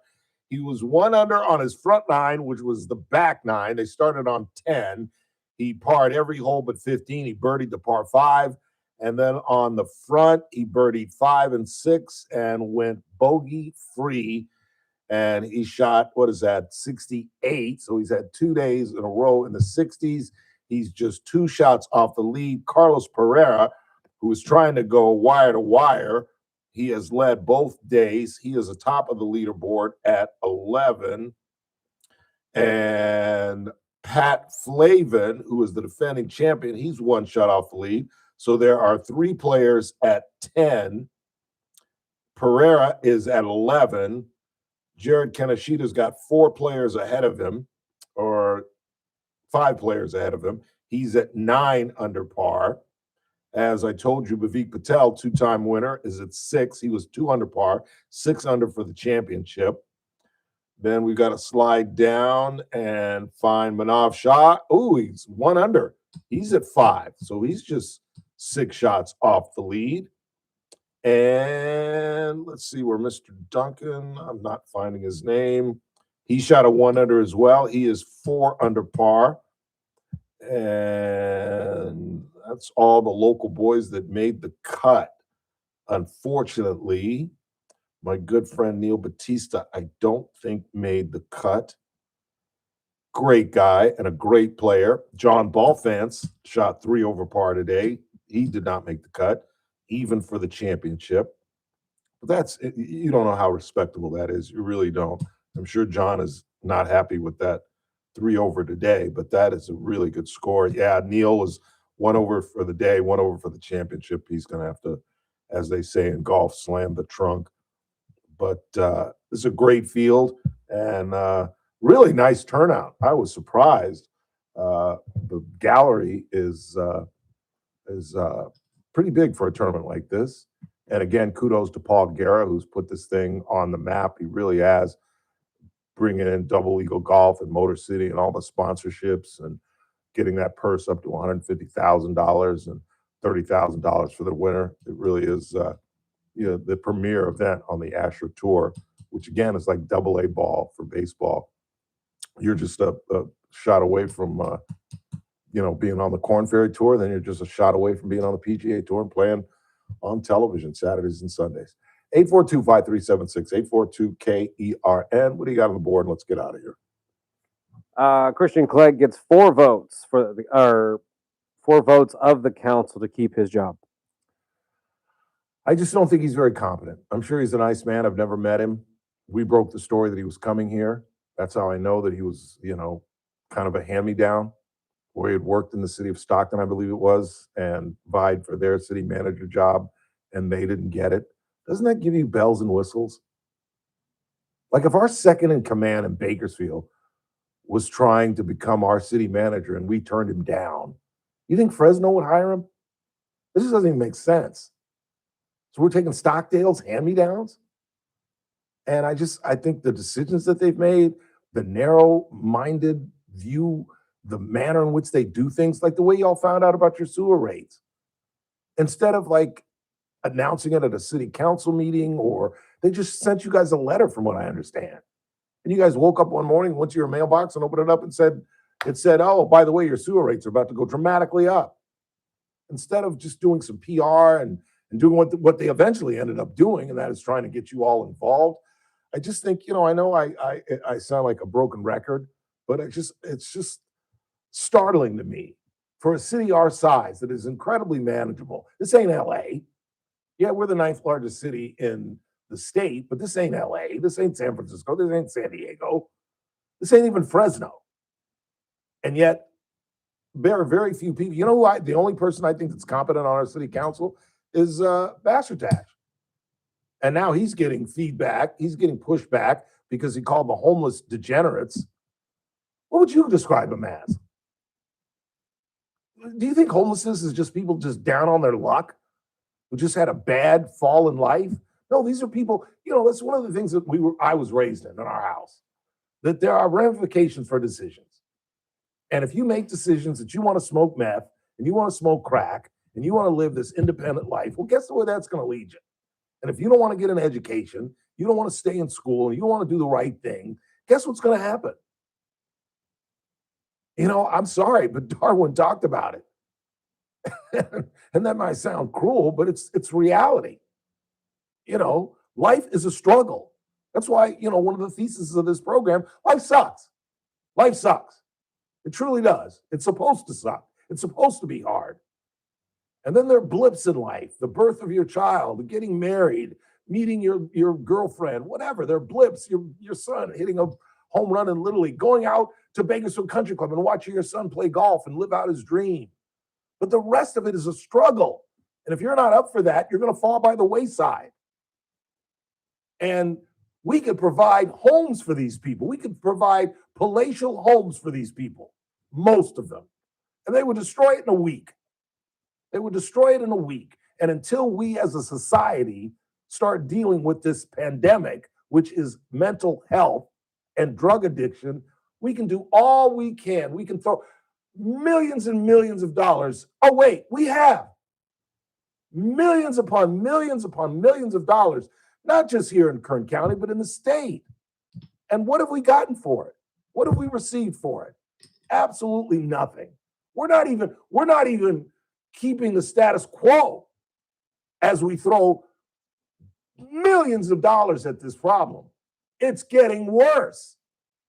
I saw a young lady, they were talking about the situation with the baby that was born outside a dumpster, and it was 2 young ladies at 17 interviewed, and one of them said, well, I normally see these homeless guys. I don't have any problems with them, but they're normally hanging around there.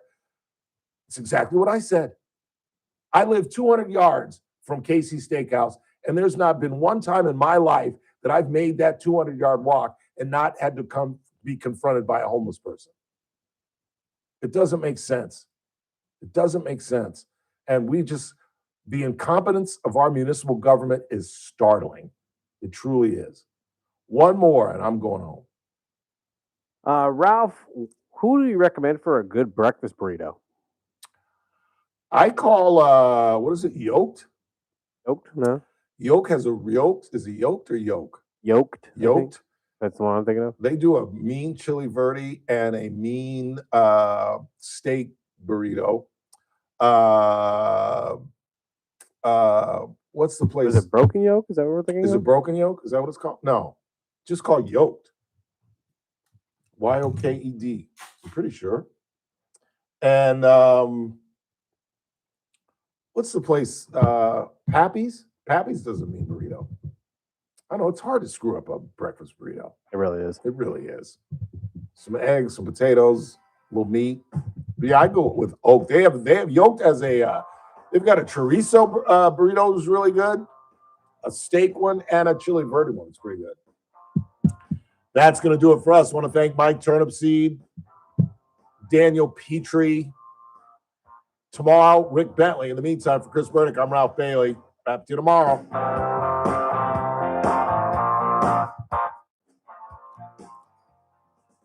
This is AM That show was 1180 so screwed up. KERN. I didn't even use This the audio. is 96.1 FM. Bakersfield. Online at Hopefully we use it tomorrow, maybe. News this hour from Town Hall. I'm Keith Peters in Washington. The Environmental Protection Agency has revoked a key scientific finding that supported U.S. regulations on greenhouse gas emissions. This decision rescinds a 2009 declaration that carbon dioxide and other gases endanger public health. President Trump says the move will save Americans a lot of money when buying vehicles. This action will eliminate over $1.3 trillion of regulatory costs and help bring car prices tumbling down dramatically. You're going to get a better car. You're going to get a car that starts easier, a car that works better for a lot less money. Environmental groups are certain to challenge the action in court. The EPA also proposes delaying a Biden-era rule on vehicle emissions, which could impact the push for electric vehicles. A U.S. judge says President Trump's $10 billion lawsuit against the BBC can go to trial. White House correspondent Greg Clugston reports. A federal judge in Florida rejected an attempt by Britain's national broadcaster to delay proceedings and set a February 2027 trial date. In December, Donald Trump filed a lawsuit over the way the BBC edited a speech he gave on January 6, 2021, the day of the U.S. Capitol riot. The claim seeks $5 billion in damages for defamation and $5 billion for unfair trade practices. The BBC has apologized, but rejects claims it defamed the president. Greg Clugston, Washington. Investigators in Arizona want